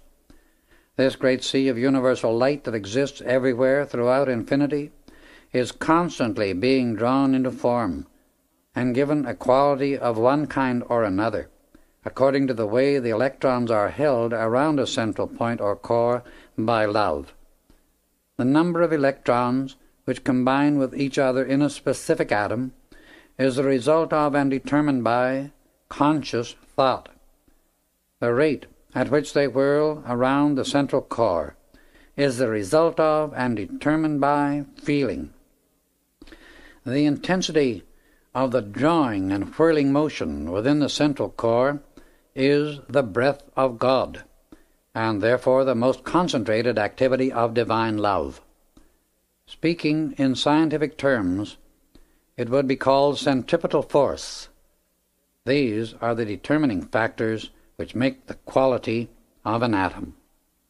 Thus, you will see the atom is an entity, a living, breathing thing created or brought into existence by the breath, the love of God, through the will of the self-conscious intelligence. In this way, the Word is made flesh. The machinery that self-conscious intelligence uses to accomplish this manifestation of its being is thought and feeling. Destructive thought and discordant feeling so rearrange the ratio and rate and speed of the electrons within the atom that the duration of the breath of God within the pole is changed. The duration of the breath is decreed by the will of the consciousness using that particular kind of atom. If that conscious directing will is withdrawn, the electrons lose their polarity and fly apart, seeking their way back intelligently, mind you, to the great central sun, repolarizing themselves. There they receive love only. The breath of God is never-ending, and order, the first law, is eternally maintained. Some scientists have claimed and taught that planets collide in space. No such thing is possible. To do so would be to throw the entire plan of creation into chaos. It really is fortunate indeed that the mighty laws of God are not limited to the opinions of some of the children of earth. It does not matter what any scientist, mundane or otherwise, thinks. God's creation is ever moving forward and expressing more and more perfection. The constructive thought and harmonious feeling within a human mind and body are the activities of love and order. These permit the perfect ratio and speed of the electrons within the atom to remain permanent, and thus they stay polarized at their particular point in the universe, as long as the duration of the breath of God within their core is held steady by the will of the directing self-conscious intelligence using the body in which they exist. In this way, the quality of perfection and the maintenance of life in a human body is always under the conscious control of the will of the individual occupying it. The will of the individual is supreme over his temple, and even in cases of accident, no one leaves his body temple until he wills to do so. Very often, pain in the body, fear, uncertainty, and many other things influence the personality to change its decisions concerning what it has willed in the past. But everything that happens to the body is and will always be under the control of the individual's free will. To understand the above explanation concerning the electron and the conscious control the individual has through his thought and feeling to govern the atomic structure of his own body is to understand the one principle governing form throughout infinity. When man will make the effort to prove this to himself, or within his own atomic flesh body, he will then proceed to master himself. When he has done that, all else in the universe is his willing co-worker to accomplish whatsoever he wills through love. Whoever makes himself willingly obedient under the law of love has perfection in his mind and world permanently maintained. Unto him and him alone does all authority and mastery belong. He only has the right to rule because he has first learned to obey. When he has obtained obedience from the atomic structure within his own mind and body, all atomic structure outside of his mind and body will obey him also. Thus mankind through thought and feeling has the power, each individual within himself, to rise to the highest or sink to the lowest. Each one alone determines his own pathway of experience. By conscious control of his attention as to what he allows his mind to accept, he can walk and talk with God face to face, or looking away from God become lower than the animals, sinking his human consciousness into oblivion. In the latter case, God flame within him then withdraws from its human habitation.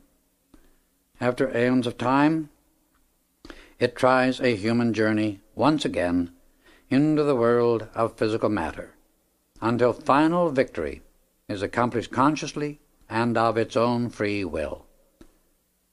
I told them of the limitless possibilities which Saint Germain had shown me were before mankind for accomplishment whenever it is willing to accept the great God presence within every individual as the directing and accomplishing power. The buyer of the mine asked me why I used the word acceptance so often, and I recalled the words Saint Germain had used in explaining it to me, for he said, "Even in the outer activity of your life, if you purchase a thing or are offered something marvelous and perfect, if you do not accept it, it would be impossible for you to use or have the benefit from it. So it is with the great God present within us. Unless we accept that our life is God life, and that all power and energy we have with which to do anything is God power and God energy, how can we have God qualities and accomplishment in our world? As sons of God, we are commanded to choose whom we shall serve, the mighty presence of God within us or the outer human self. The gratification of the outer human appetites and sense demands has one and only one result: misery and destruction. All constructive desire is really the God self within pushing perfection forward into the use and enjoyment of the outer self. The great energy of life is flowing through us constantly. If we direct it to constructive accomplishment, it brings joy and happiness. If directed to sense gratification, there cannot be anything but misery as a result, because it is all the action of law and impersonal life energy. Keep before the outer activity of your mind the constant reminder that you are life, God in action in you and your world. The personal self is continually claiming things and power of its own, when the very energy by which it exists is loaned it by the God self. The outer personal human activity does not even own its skin. The very atoms of its body are loaned to it by the supreme God presence from the great sea of universal substance. Train yourself to return all power and authority to the great glorious God flame which is your real self, and the source from which you have always received every good thing. We talked until 2 o'clock in the morning, and then I had to suggest we retire. No one wanted to sleep, but I said to them, "You will sleep in the arms of God." And the next morning they were surprised to realize how quickly they had dropped off to sleep.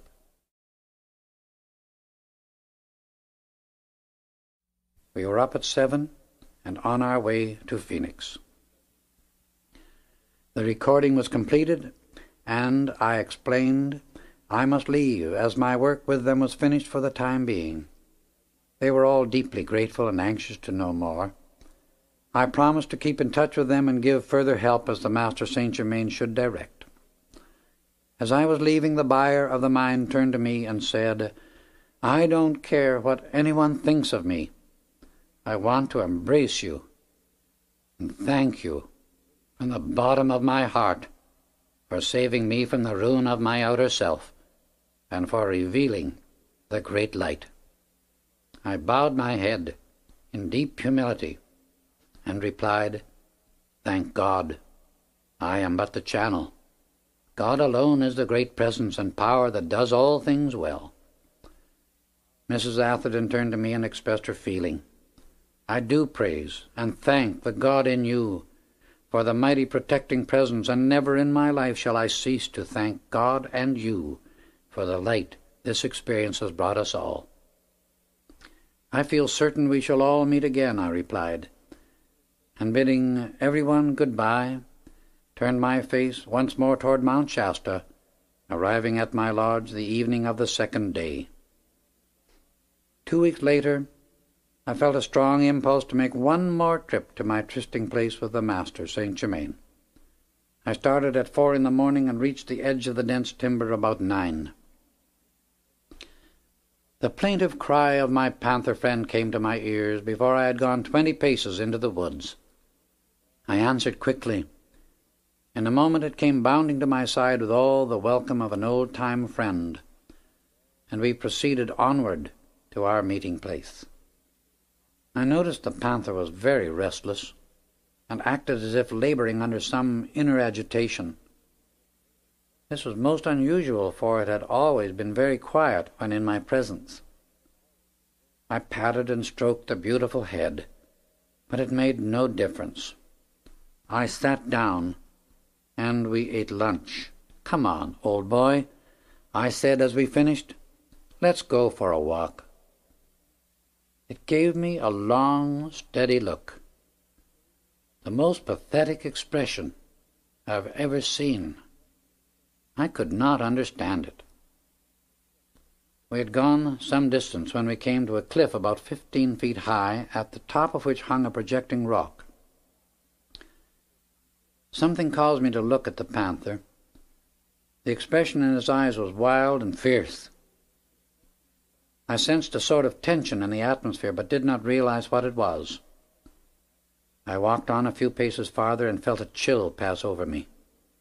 Looking up suddenly, I saw a mountain lion crouched, ready to spring. The next instant it leaped toward me.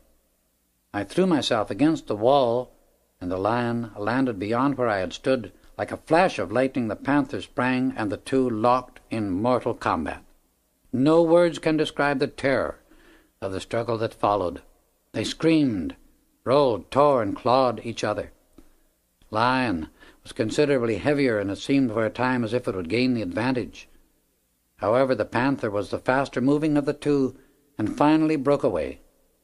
There was just an instant's pause until it saw a chance, and then with one spring landed on the lion's back and fastened its teeth just behind the ears. The panther's grip was like steel, and after a few seconds of rolling and twisting, the lion's struggles grew weaker. Finally, they ceased altogether.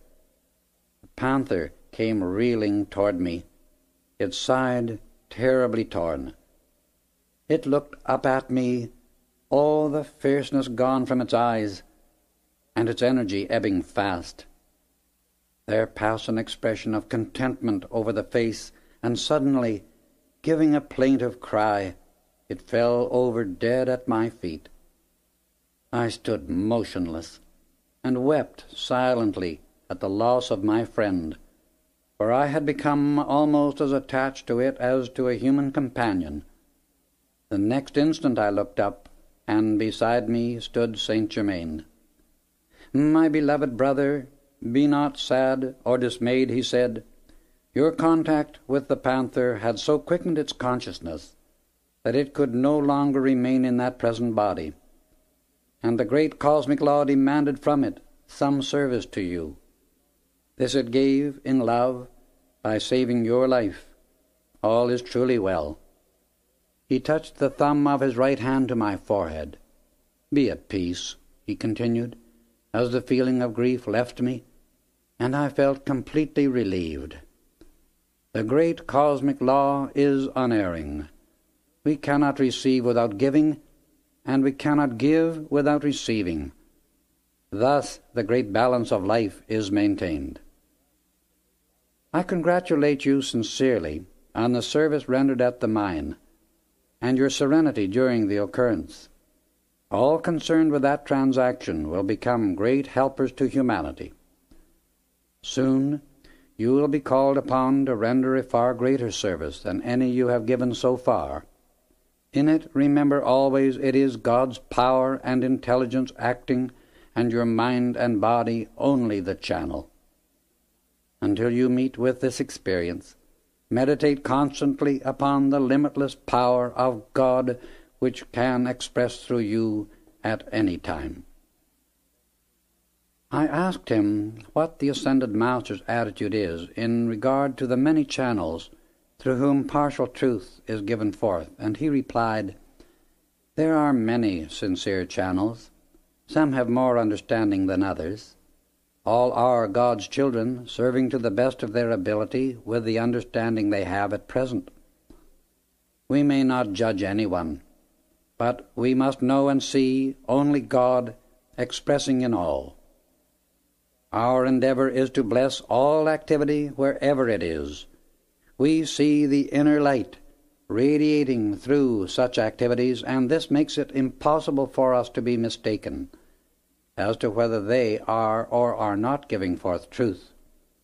It is the same with individuals.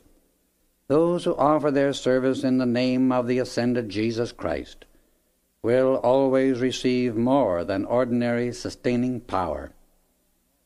We had walked some distance when he said, "Come, I will accompany you home.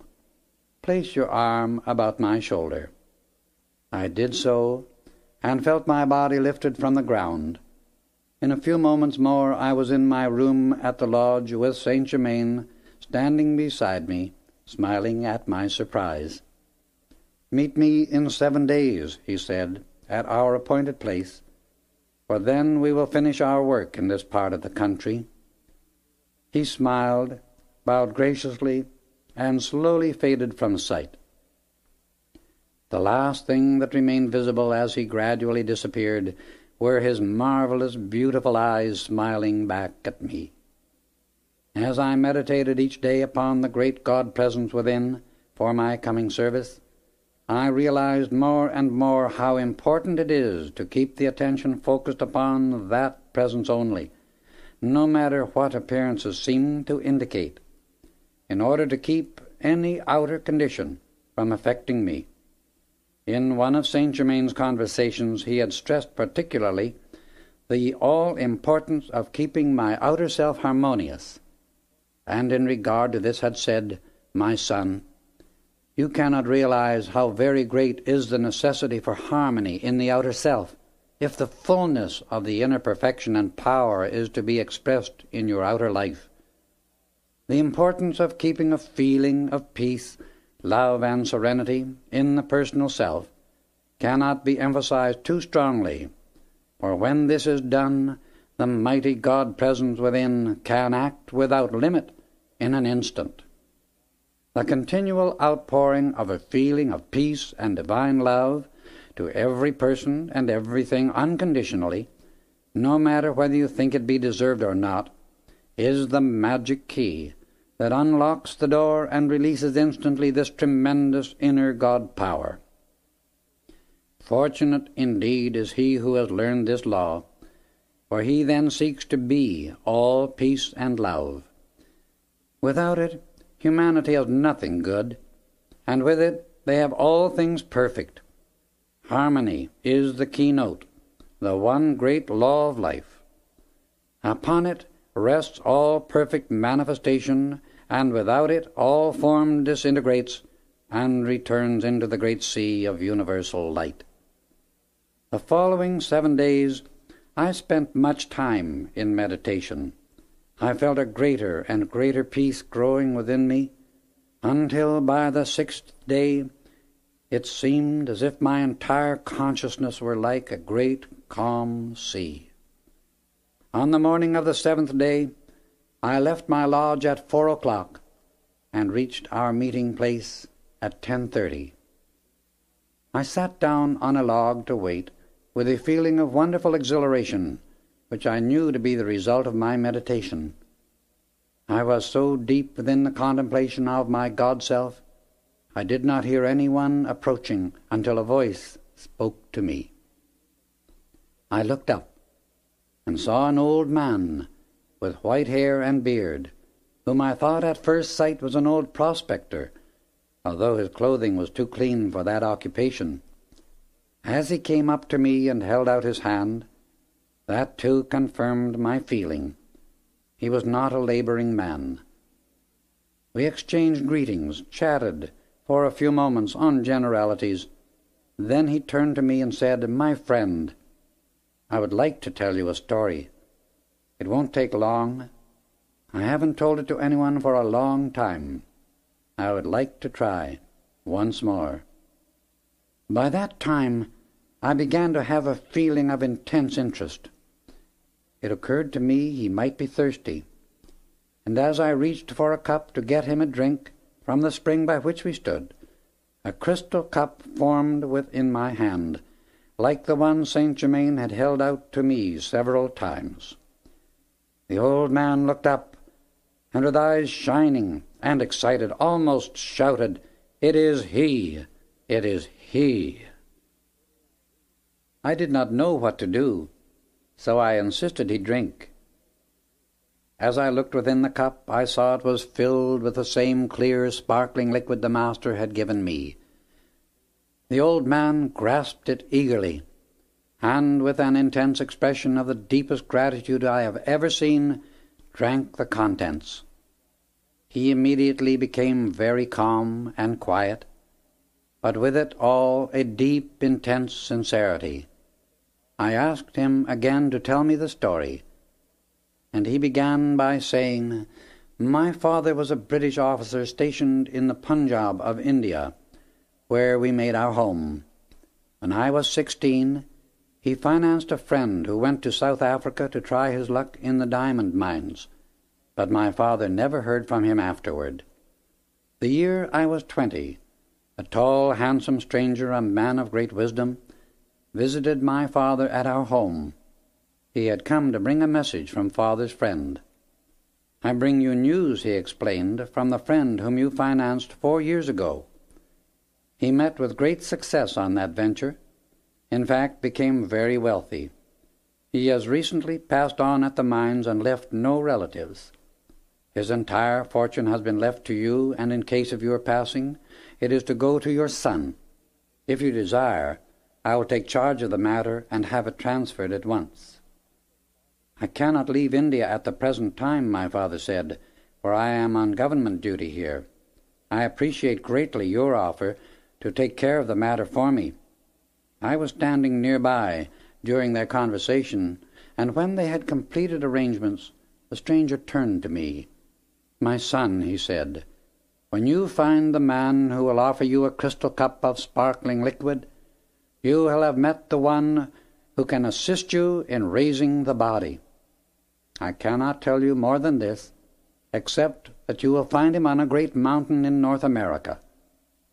This may seem vague to you now, but it is all I can say."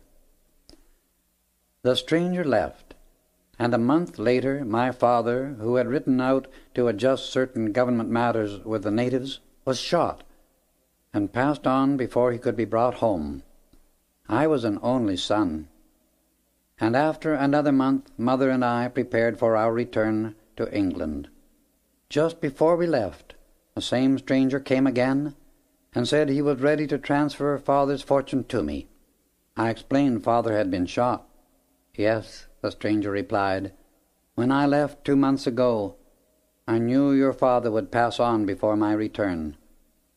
I have arranged for the fortune to be transferred to you, or rather to the Bank of England for you.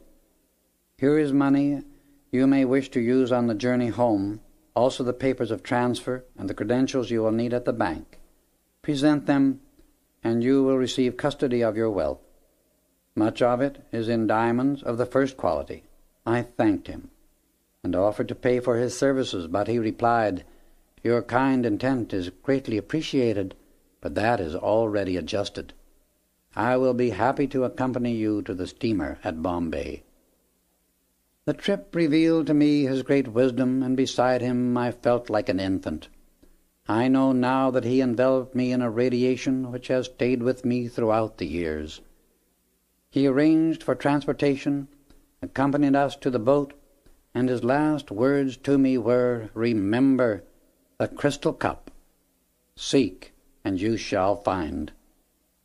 After a most wonderful voyage, we arrived at Southampton, went on to London, and presented my credentials to the Bank of England. The official to whom I presented them remarked, "Yes, we were expecting you today. Here are your bank and checkbooks." I looked at them to see how much my fortune amounted to, and was amazed to learn £100,000 had been placed to my credit. 5 years later my mother passed on. I transferred one half of my wealth to a bank in New York and began the search for the man with the crystal cup. I can never repeat the disappointments, the trials, the sorrow I have been through, but in the face of everything somehow I could never give up. The thing which seems so strange to me is, while I have grown old in outer appearance, my energy and strength are as great as ever. Sometimes I think greater than in my fullest youth. In years I am 70. Today I just wanted to follow this trail, and praise God I have found you. My desire was so great it was almost irresistible. "But, my good man," I asked, "what am I to do for you?" "You will know," he replied, "for I know I have made no mistake. In the heart of this majestic mountain is a great power. I feel it. Ask God to show you what to do." Suddenly I felt the mighty God power surging forth so strong it almost lifted me from the ground.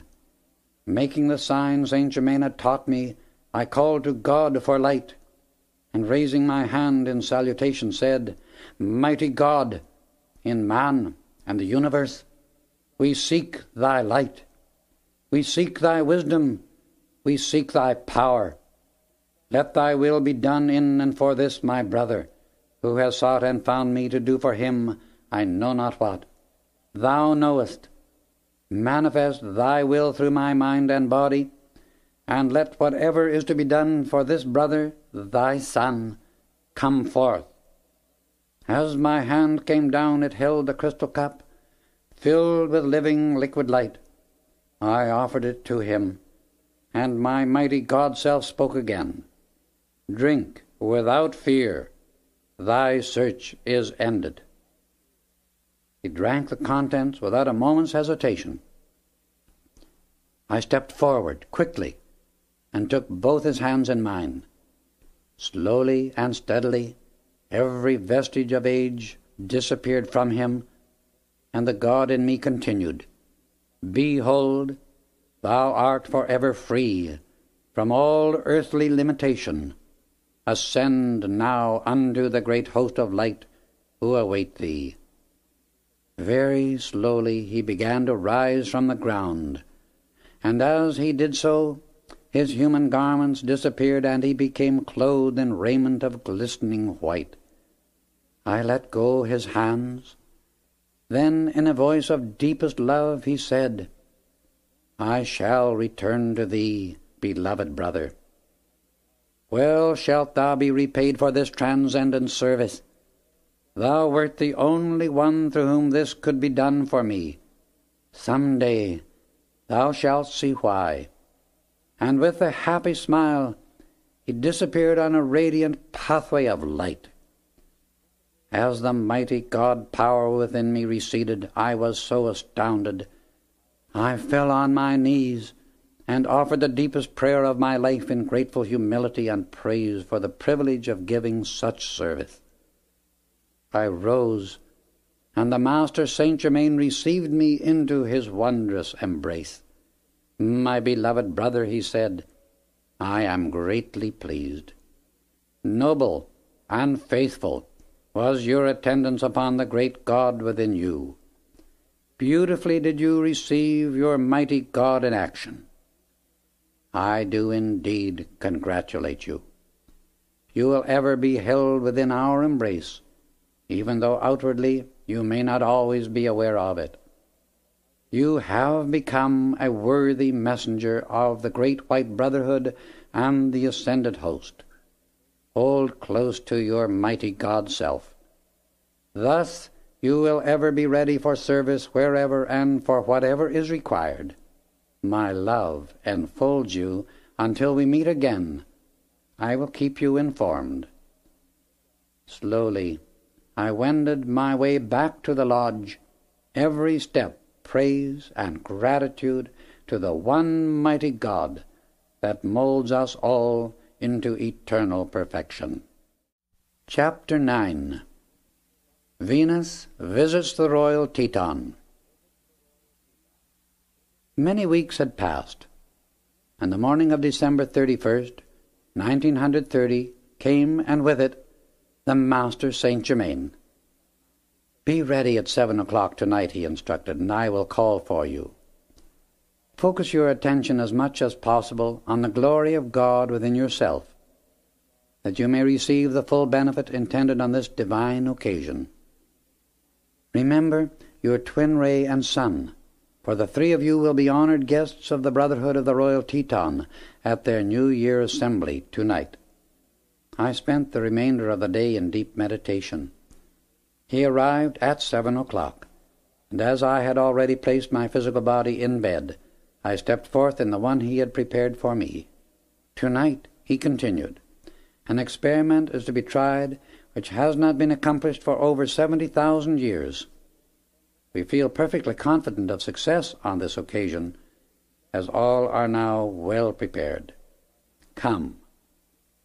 We must have traveled at great speed, although I did not realize it, and soon stood on the apex of the royal Teton, where the heavy covering of snow made it glisten in the moonlight like millions of diamonds. As we approached the entrance to the tube, I noticed a clearing around it for a radius of at least 100 feet. As we stepped within it, the atmosphere felt warm and comfortable. We passed on through the entrance, which had been opened for those attending the New Year's celebration. Saint Germain and I entered the great audience chamber and met Lotus and our son, who had already arrived with their escort, Amen Bay. Our joy on this occasion was very great, for we had not been together on the physical plane for some 2 years, and during that time, while working out of the body, each had been occupied with his own individual activities, which necessitated our being in different channels at the inner levels. The great room was brilliantly lighted, and the glorious fragrance of roses and lotus blossoms filled the air. The sweetest, most delightful music floated in from everywhere. Many had already come, and others were arriving every few moments. We noticed a large object, covered with a golden cloth, had been placed in the center of the room, but as no explanation was offered concerning it, we remained silent. Saint Germain presented us to the guests, and then led the way into a room filled with rare musical instruments. We saw a great pipe organ and 4 harps made of a substance like pearl, with posts of gold, sounding boards and upper parts being constructed of white metal. The high strings on the harps were silver wound, the bass ones gold, and the material of which they were made gave forth a tone that combined the sounds produced by metal, wood, and the human voice. The tone of these instruments can only be known by being heard, for they were different from anything which has ever been used in the outer world of music in the West. Sound produced by this unusual material more nearly resembles some of the wonderful tones of the ezraj, an instrument used in India. We saw 4 violins, also made of a substance that looked like pearl, but the resonance is far beyond that of any known wood. The strings were wound with both gold and silver, and produced a beauty of tone almost beyond description. We heard all these instruments played later that evening. Returning to the great audience hall, Saint Germain showed Lotus and our son the beautiful portraits which had been recently transferred from the Temple of Mitla in Oaxaca, Mexico. He escorted them through the record room, where they were shown the evidence of my former observations with him. For the work being done during this New Year celebration, all members of the Royal Teton were clothed in plain golden robes of gorgeous material, with the emblem of the Brotherhood on the left breast, embroidered so it looked like dark blue velvet, the same shade as the great panel that formed the cosmic mirror. There were 70 men, 35 ladies, and the presiding Master Lanto, who is the blessed brother in charge of this retreat. When all had assembled who belonged to this branch, he stepped forward and addressed them, saying, "It is now 11 o'clock and time for our meditation. Tonight, let us pour out adoration under the great light. Feel at one with our own divinity for 30 minutes, and during the following 30 minutes know the oneness of Venus with our Earth.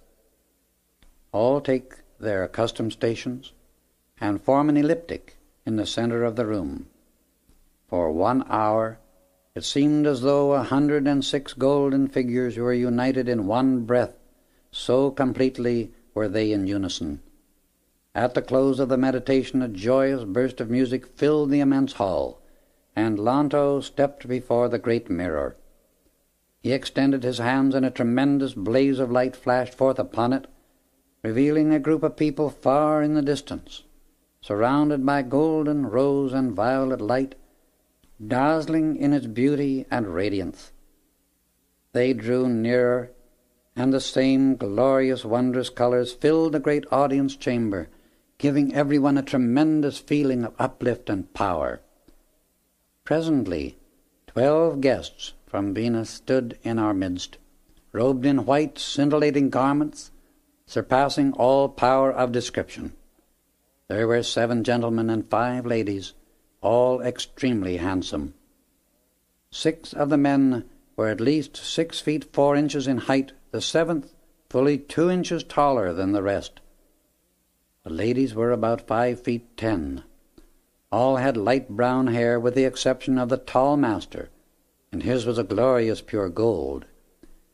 Their brilliant, piercing, violet blue eyes were beautiful and fascinating. The tall master gave the salutation of the East, touching his heart and forehead with the fingertips of his right hand, and bowed low before Lanto. The others also came forward, greeted him, and were presented to those assembled. Lanto gave a brief address of welcome, only the following part of which is permitted to be recorded. In the presence of the one supreme God, and those of the great white brotherhood assembled here, these 12 guests from Venus are made members of the Brotherhood of the Royal Teton. The tall master was made presiding master for the evening. He acknowledged the welcome, stepped to the center of the room, and caused the golden cloth to be removed from the objects it covered. Lo!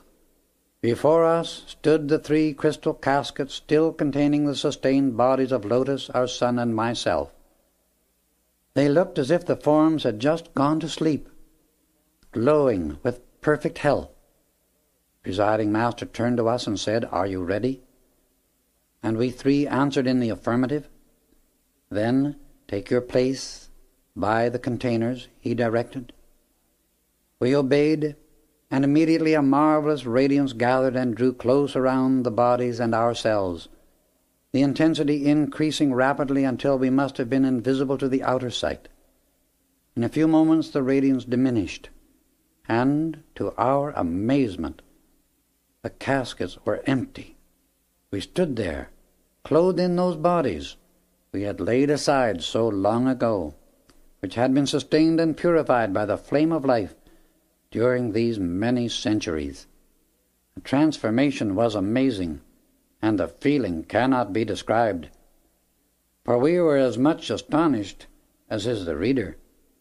However, the human side of anyone, even at his best, knows so little of the tremendous wonders existing everywhere around us all the time, and the infinite possibilities within every plane of life, that all things are possible, and the closer we live in love and recognition of our divinity, the more of these wonders throughout creation will be revealed in our individual lives. The experiment had proved a success, and as we moved about among the brothers and sisters, all congratulated the Master and ourselves upon the accomplishment. They greatly rejoiced that so strange an experiment had become a mighty truth, many commenting upon how much those bodies resembled the ones of the visitors from Venus. The crystal caskets were then removed to their room, and the wonderful musical instruments brought into the audience chamber. Saint Germain played the first number on the great organ, a composition he called Hearts of the Future. It seemed to me the most delicate, colorful, yet powerful music that ever came from an organ on earth. While he played, the most beautiful colors, gorgeous past description, poured through the atmosphere of the enormous room. A group played the next number, the Master Saint Germain at the organ, 3 of the Lady Masters from Venus, and Lotus played 4 harps. 2 of the brothers from Venus, our son and I, played 4 violins. When all were in readiness, the words "Souls in Ecstasy" flashed out above the organ as Saint Germain played the prelude. All entered deeply into the fullness and joy of that marvelous music. The volume and power swelled into such magnitude, it seemed as though the beauty and glory of that joy must send forth enough God-consciousness to lift all mankind, yes, even the earth itself, into everlasting perfection. There were 4 more numbers played with the same tremendous power to lift and harmonize everywhere, until we felt as if the very mountain would float away. At the close of the music, the instruments were returned to their room, and the presiding master seated all in proper order before the great mirror. He took his place at the point of Earth's triangle, and scenes of wonder from Venus began to appear. He explained every detail that did not explain itself. The pictures revealed much of their system of education, showing astronomical instruments whose perfection would make the scientific world of today speechless with admiration and astonishment, and geologists' equipment for examining the interior and the strata of the planets of both Venus and the Earth. We saw inventors and several of their tremendous discoveries surpassing our fondest imagination. Many of these inventions, explained the Master, will come into use on Earth in the golden crystal age we have now entered. Some of the principal inventions that are to be utilized on Earth were explained, and could humanity have seen them, it would take heart and be tremendously encouraged in regard to the future. It may be that these pictures from Venus will be taken up and described in a separate work later, providing permission can be obtained. The scenes from Venus finished, and those concerning the Earth came on the screen. Many changes were shown to take place in the next 70 years. These affected Europe, Asia, India, North and South America, and revealed to us that regardless of all appearances at the present time, the sinister force attempting to create chaos and destruction throughout the world will be completely destroyed. When that is accomplished, the mass of humanity will turn to the great God present within each heart, and also governing the universe. Peace shall reign on earth, and man send out goodwill to man. This revelation was stupendous.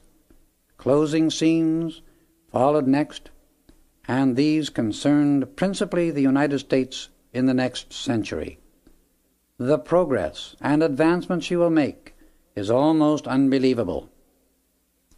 These things are true, for the great God-law makes no mistakes, and the revelations of that New Year's night are God's eternally true records.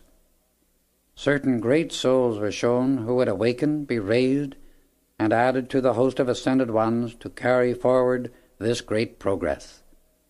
The presiding master then reminded those present of the blessed Kumaras, and in a voice filled with love and adoration gave the following explanation in tribute to them.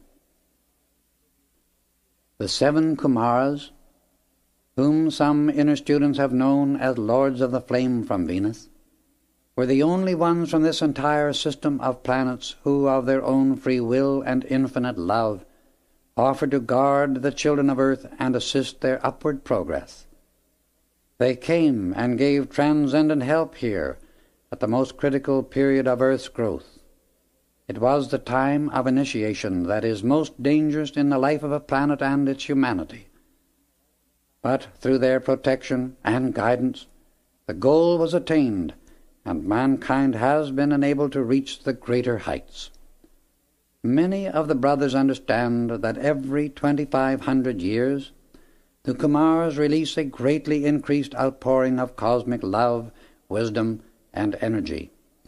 This blazing light and transcendent radiance flooding the earth and its inhabitants, interpenetrating all, is a tremendous lifting process and gives a forward impulse to the growth of the entire earth as well as its humanity. Just preceding each of these great outpourings, extraordinary physical disturbances occur, and general unrest is felt throughout by the people. Such disturbance is due to the discord that has accumulated during the last of the preceding period. Generation of such inharmony is due always to the wandering away from the fundamental principle of life, and the human sense disturbance thus created pollutes the outer activity of mankind, the earth, and its atmosphere. It is to cleanse this and bring humanity back to the original purity of life that cataclysmic action takes place. It is following these periods the Kumaras release an enormous outpouring of light to illumine and strengthen Earth's children, ultimately enabling them to make the supreme attainment.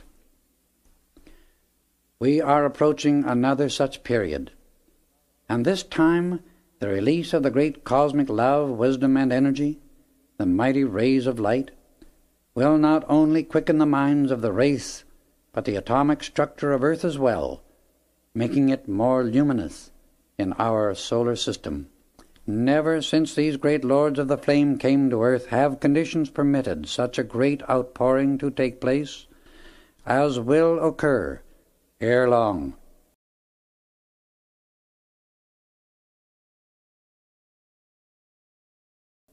Many who have seemed to become hardened by their former activities will awaken, as it were, almost overnight, and feel the nearness of the great God present within each heart. Many who have been meek and humble, but holding close to the inner presence, will suddenly blaze forth, amazing themselves as well as others, by the transcendent light they will manifest.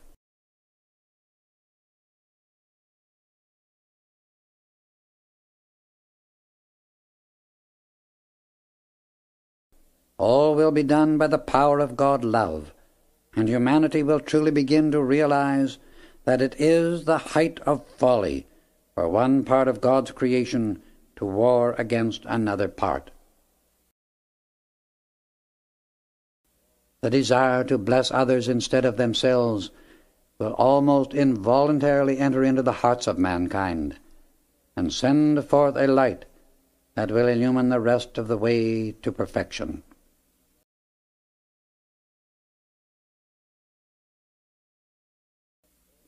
Selfishness alone holds the children of this sphere in the bondage and misery which have been allowed to express upon earth. But when the light of the Christ expands the love in the heart, selfishness flees and returns to the sea of forgetfulness. Great natural physical changes will take place. 2 great centers of light will pour forth their blessing to humanity.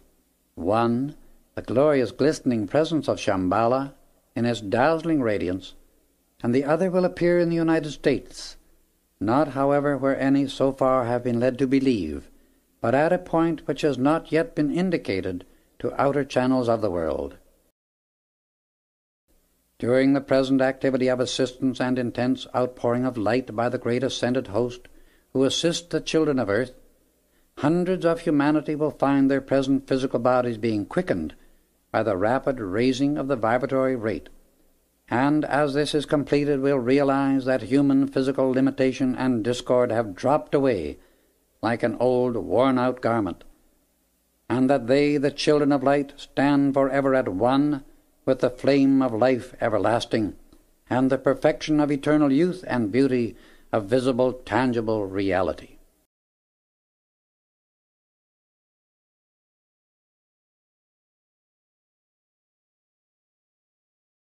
Beloved children of earth, you stand upon the threshold of the ages. Its door is being held open by the great ones of love, who ever invite you to walk consciously by their side in the light. No matter what the activities in the world without, walk with the light and in the light, regardless of appearances. Then will you find a master of light, who has trod this self-same path before you, ever watches and stands by your side, revealing the true way.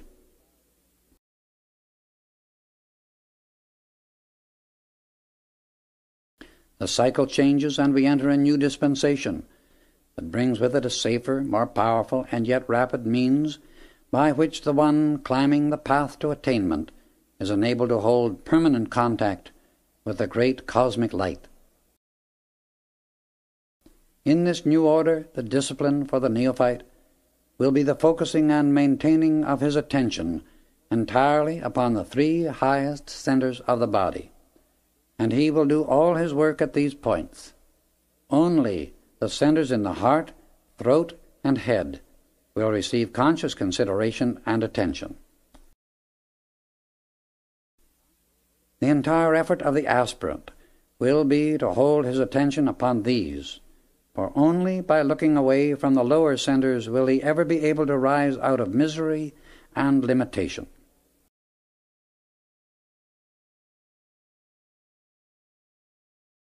The center at the top of the head is the highest focus in the human body, and there the silver cord of liquid white light from the great source of creation enters. When the attention of the mind is held steadfast upon this, the door of the soul is opened, and the threefold activity of the pure white light encircles the waist just below the solar plexus, cutting off forever the destructive activities of the animal nature in man. This permits his soul to leap forth into its complete divine activity, united once more with the perfection of its source, and eternally thereafter master of all human creation, which means the discords of earth. Sincere students should meditate frequently upon the perfect action of the golden light within the head, for it will illumine and teach the outer mind all good things. This is the light of the God within. One should feel it filling his entire consciousness, his body, and world. This is the light that lighteth every man that cometh into the world, and there is no human being in existence who has not some of this light within him. There are many throughout the earth who are rapidly awakening, and feeling the mighty surge of this inner light pouring itself out through them, and thus finding greater expression. If these will rigidly keep themselves harmonious, unflinchingly hold their attention upon the God-self within, accept and visualize the full activity of its dazzling radiance, they can encircle themselves in the threefold activity of the white light. This cuts off the discordant creation of the outer world.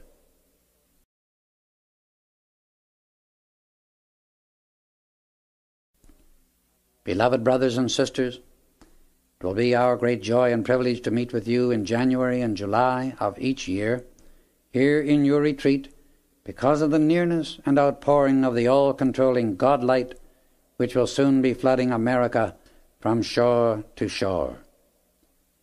Now, while the crystal containers are being brought in, let us meditate deeply upon the oneness of Venus and the earth, the omnipresence of divinity abiding in form. We remained in deep silence for about 10 minutes, and then the presiding master instructed us three to take our places beside the caskets. He made the sign of the heart and head, crossed his hands upon his chest, and called unto the God Presence.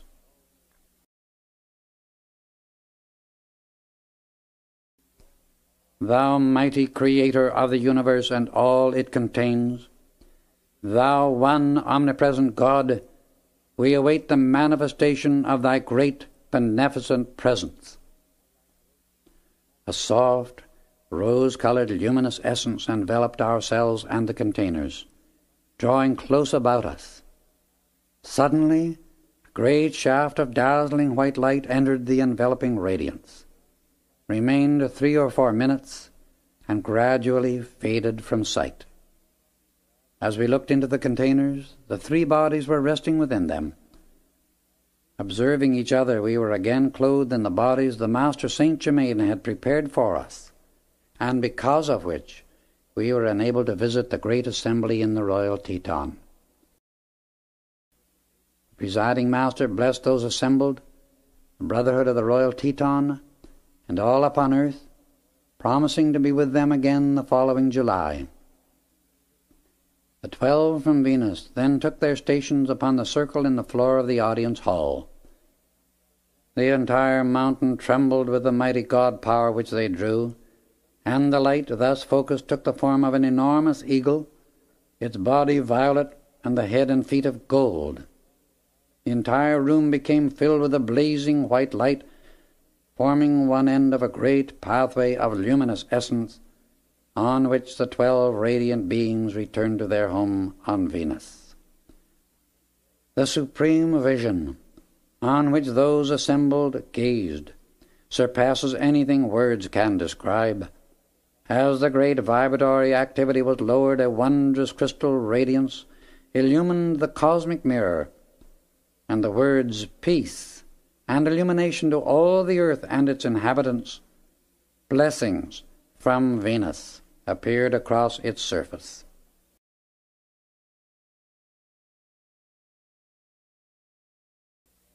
Each guest touched his heart and forehead, crossed his hands upon his chest, and bowed in acceptance of the mighty outpouring. All passed before Lanto and received individual instruction for the work of 1931. Then sat in deep silence and adoration under the great light. At the end of the meditation, a glorious burst of music filled the great hall, and heads were bowed to receive his blessing. His voice, clear, beautiful, and resonant, rang out.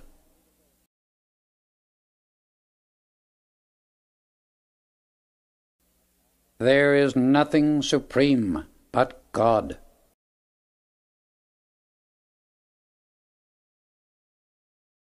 There is nothing eternal and real but the Christ.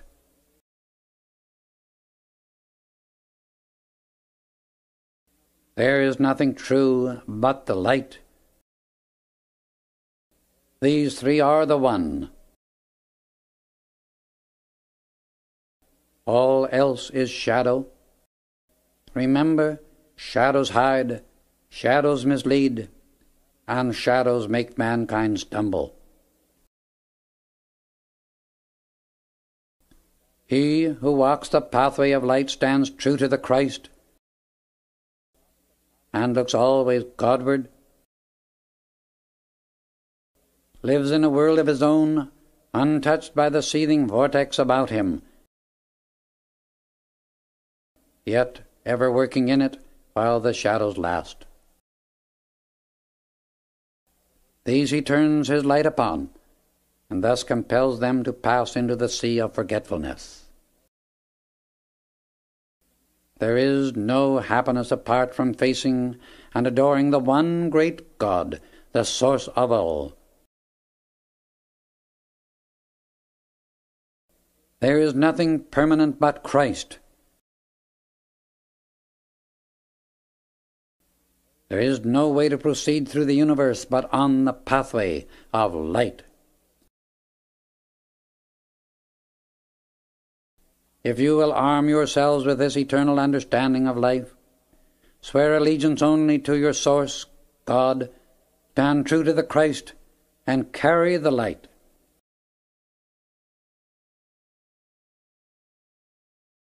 You will accept as your code of honor the obligation to love and bless life, no matter in what form it may be expressing, wherever you meet it. This is the eternal plan of existence, and whosoever knows that may proceed anywhere in the universe, explore all it contains, and yet it be untouched by whatever shadows mankind has created in its forgetfulness of whence it sprang. God alone is great, and only under the source of all greatness does all glory belong.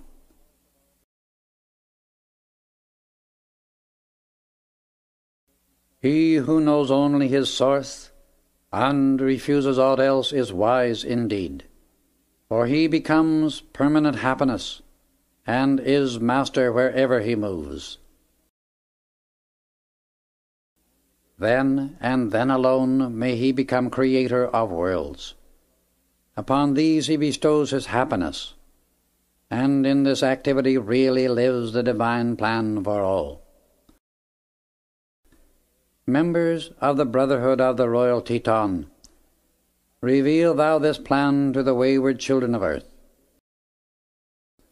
Shed thy radiance upon their self-created shadows, and point them the way to the great central sun, our transcendent source. My light enfolds you, my power upholds you, and my love breathes through you to those who seek their home in the light. Beloved humanity, may this same mighty radiance shed its light to illumine, heal, and bless you with that divine love which will ever hold all close in the eternal embrace of the one supreme light. America, God bless you and clothe you now with the everlasting shadowless light.